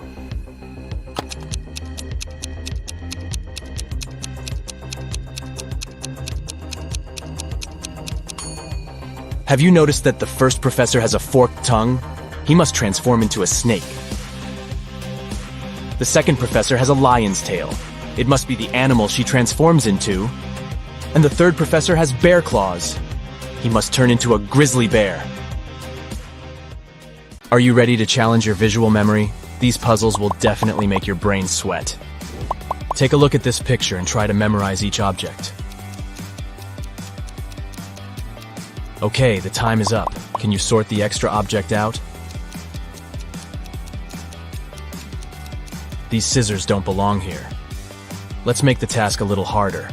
Take your time to memorize these staplers. And now let's see if you can spot which object didn't appear in the initial picture. Option C is new.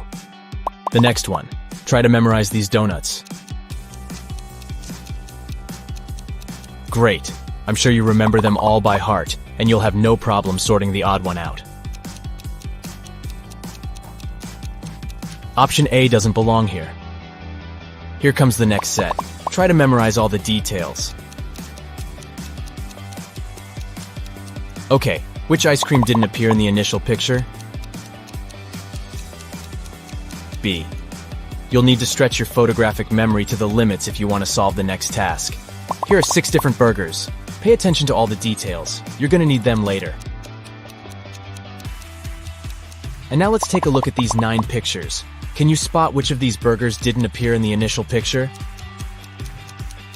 Ready to see the answer? B, D, and E. The next one. Try to memorize all 6 rings. Good. Can you sort the 3 extra rings out? Options A, C, and F don't belong here. Take a look at this picture and try to memorize each parrot. The time is up. Can you spot the parrots that were not present in the original picture? B, E, and F. And now let's go ahead and study the following images. Great job. I'm sure you remember every flower. Let's see if you can find them among these 20 flowers. 1, 7, 9, 15, 16, and 19. The next task is the same. Do your best to memorize all 6 mugs. Okay, can you spot them among this variety? Ready to see the correct answer? Here they are. How about a task change? Study these 6 objects very carefully.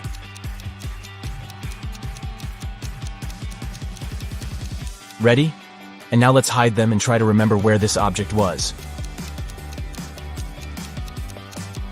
Over here. Was it too easy? Let's complicate the puzzle a little. You have a few seconds to memorize these 10 objects.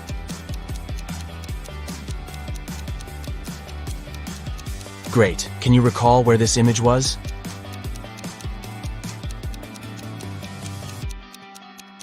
It was here. And what if we increase the number of objects to 12? Ready to try?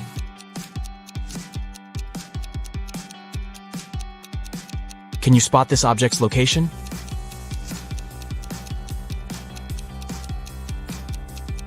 There it is. Here's the next group of objects. Try to memorize them all.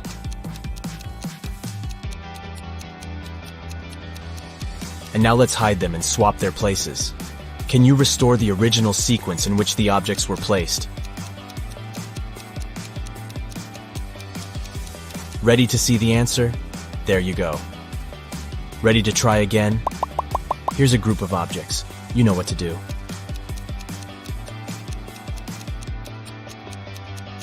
Let's see if you can restore the original sequence this time.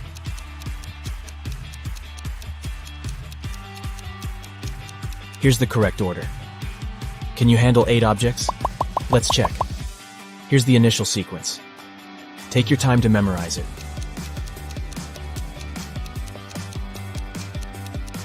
All right. Let's rearrange the images. Can you bring them back to order?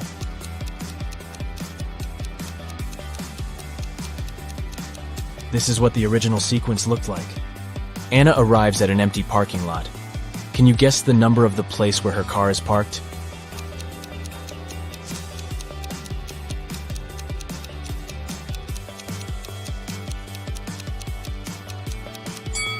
To make the task easier, we should turn the picture upside down.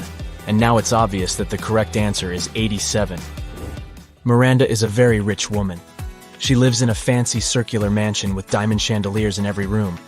She also has a diamond table, a movie theater room, a spa room, and a huge garage with 5 antique cars.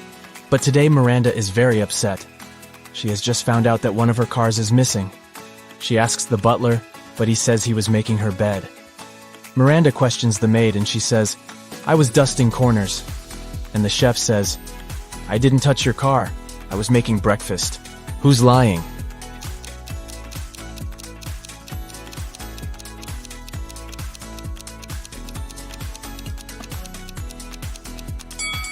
The maid. Miranda lives in a circular house, remember? So the maid couldn't be dusting corners. I can be cracked. I can be made. I can be told. I can be played. What am I?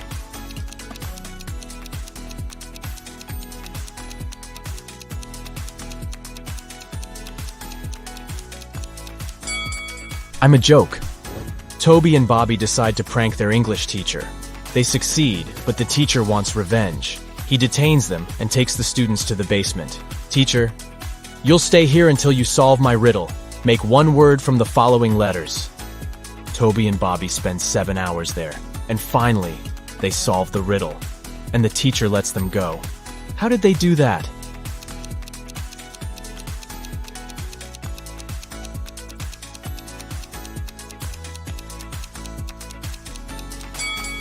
The answer is literally one word. Rose is riding a bike. Suddenly, someone throws a cup of strawberry milkshake in her face. She loses her balance and falls. Rose looks around, finds 3 suspects, and interrogates them. But each person swears to have nothing to do with the prank. Bianca says, "I was just doing my daily workout. I'm on a sugar-free diet, so I would never have bought this disgusting milkshake." Nick says, "I was reading a book and enjoying my own milkshake, but I like chocolate, not strawberry." And Lauren says, "I was just walking my dog and I didn't look at the road." Who's lying?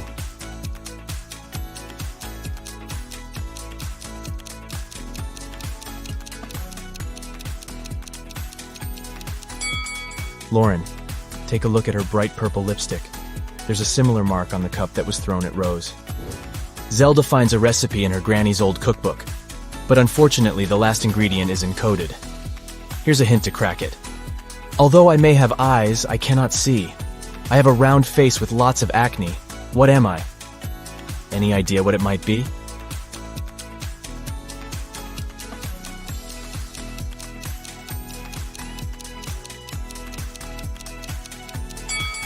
It's a potato. 4 criminals are planning to rob a bank. They agree to only take the gold bars. They return home and decide to divide the bar among themselves. Can you find a way to separate this shape into 4 equal parts?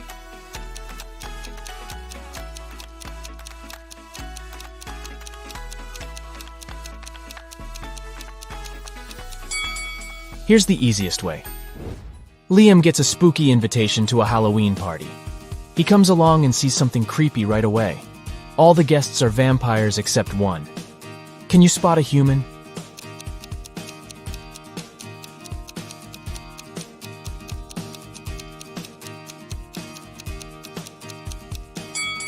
Take a closer look at the lady in a witchy costume.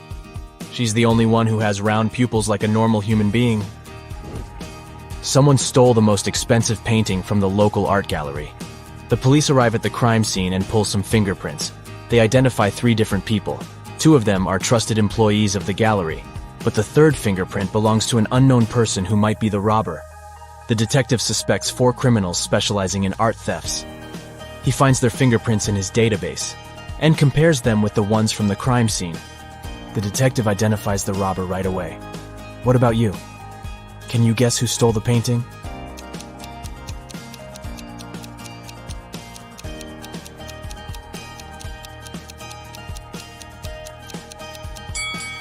These fingerprints belong to the gallery employees. So here's the robber. Cherry and Sam spend their honeymoon at a fancy resort. Can you spot any mistakes in this place?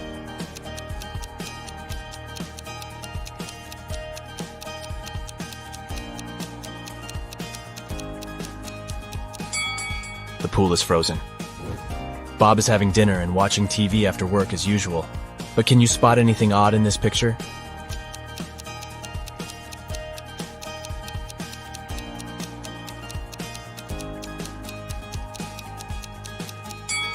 The mirror reflects a different TV program. There are 3 different yachts to choose from. Which one should Jake pick?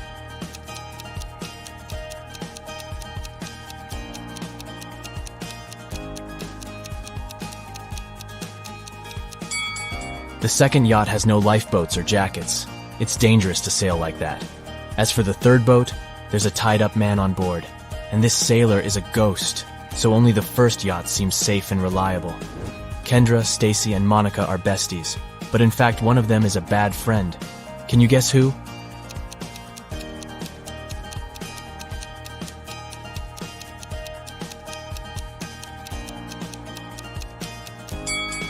Monica. She left an ice cream stain on her friend's coat on purpose. Ryan wants to surprise his wife. He calls the local flower shop and orders a huge bouquet of daisies. An hour later, someone knocks on Ryan's door. He looks through the peephole first and says, "Oh wow, a fake delivery guy has arrived." How did he know?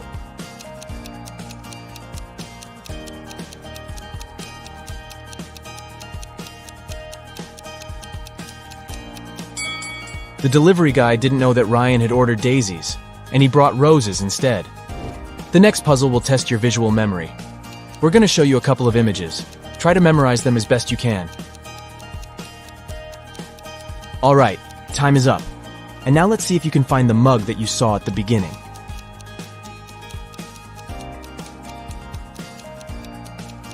B. What about the ice cream?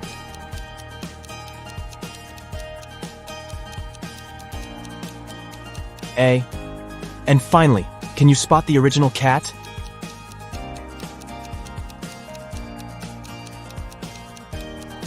Option D is correct. Here's the next set of images. You know what to do.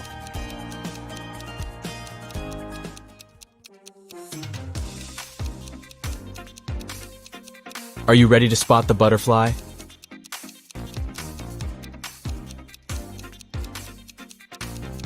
Option C is correct. What about the gnome?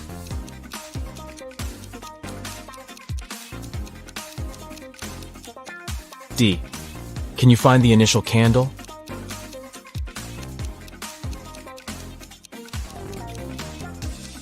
B. And what about the comb?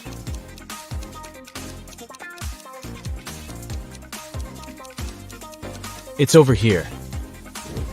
And now try to memorize these images.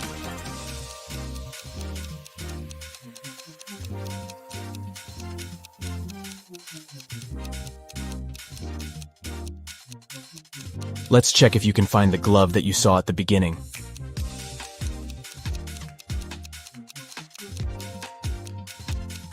Option D is correct. What about the phone?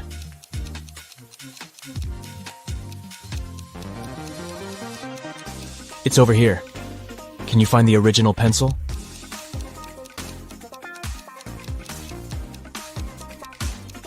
A. And what about the broccoli?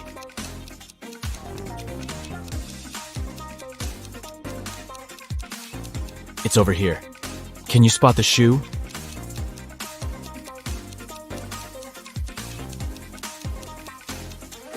B. Nina's brother decides to prank her and changes a 6-letter password on her laptop. He leaves a little clue in Nina's room so that she could crack the code. Can you help her?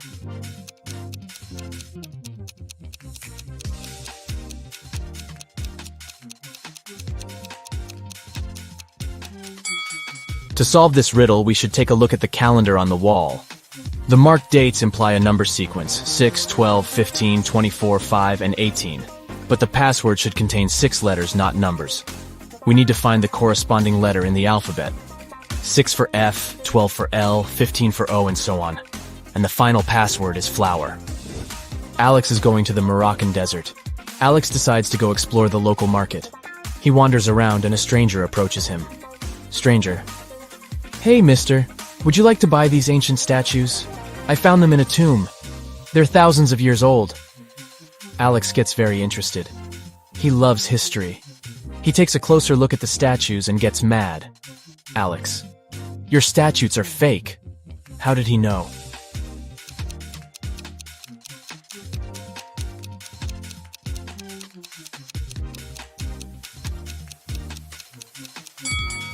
The first statue is holding a phone.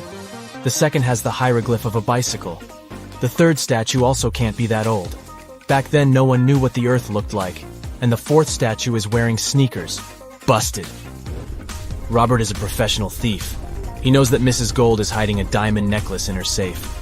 But now he fails to crack the required 8-number code. What about you?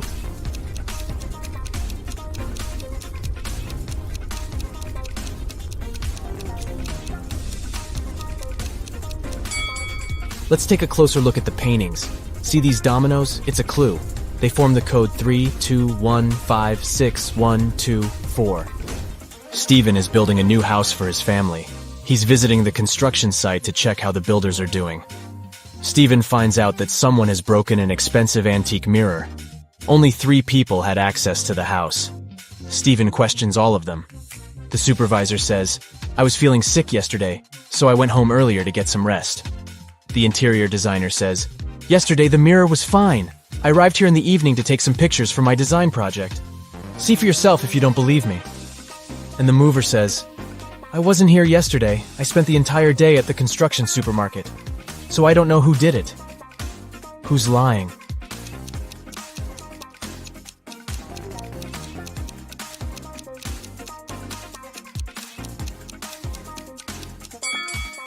The designer.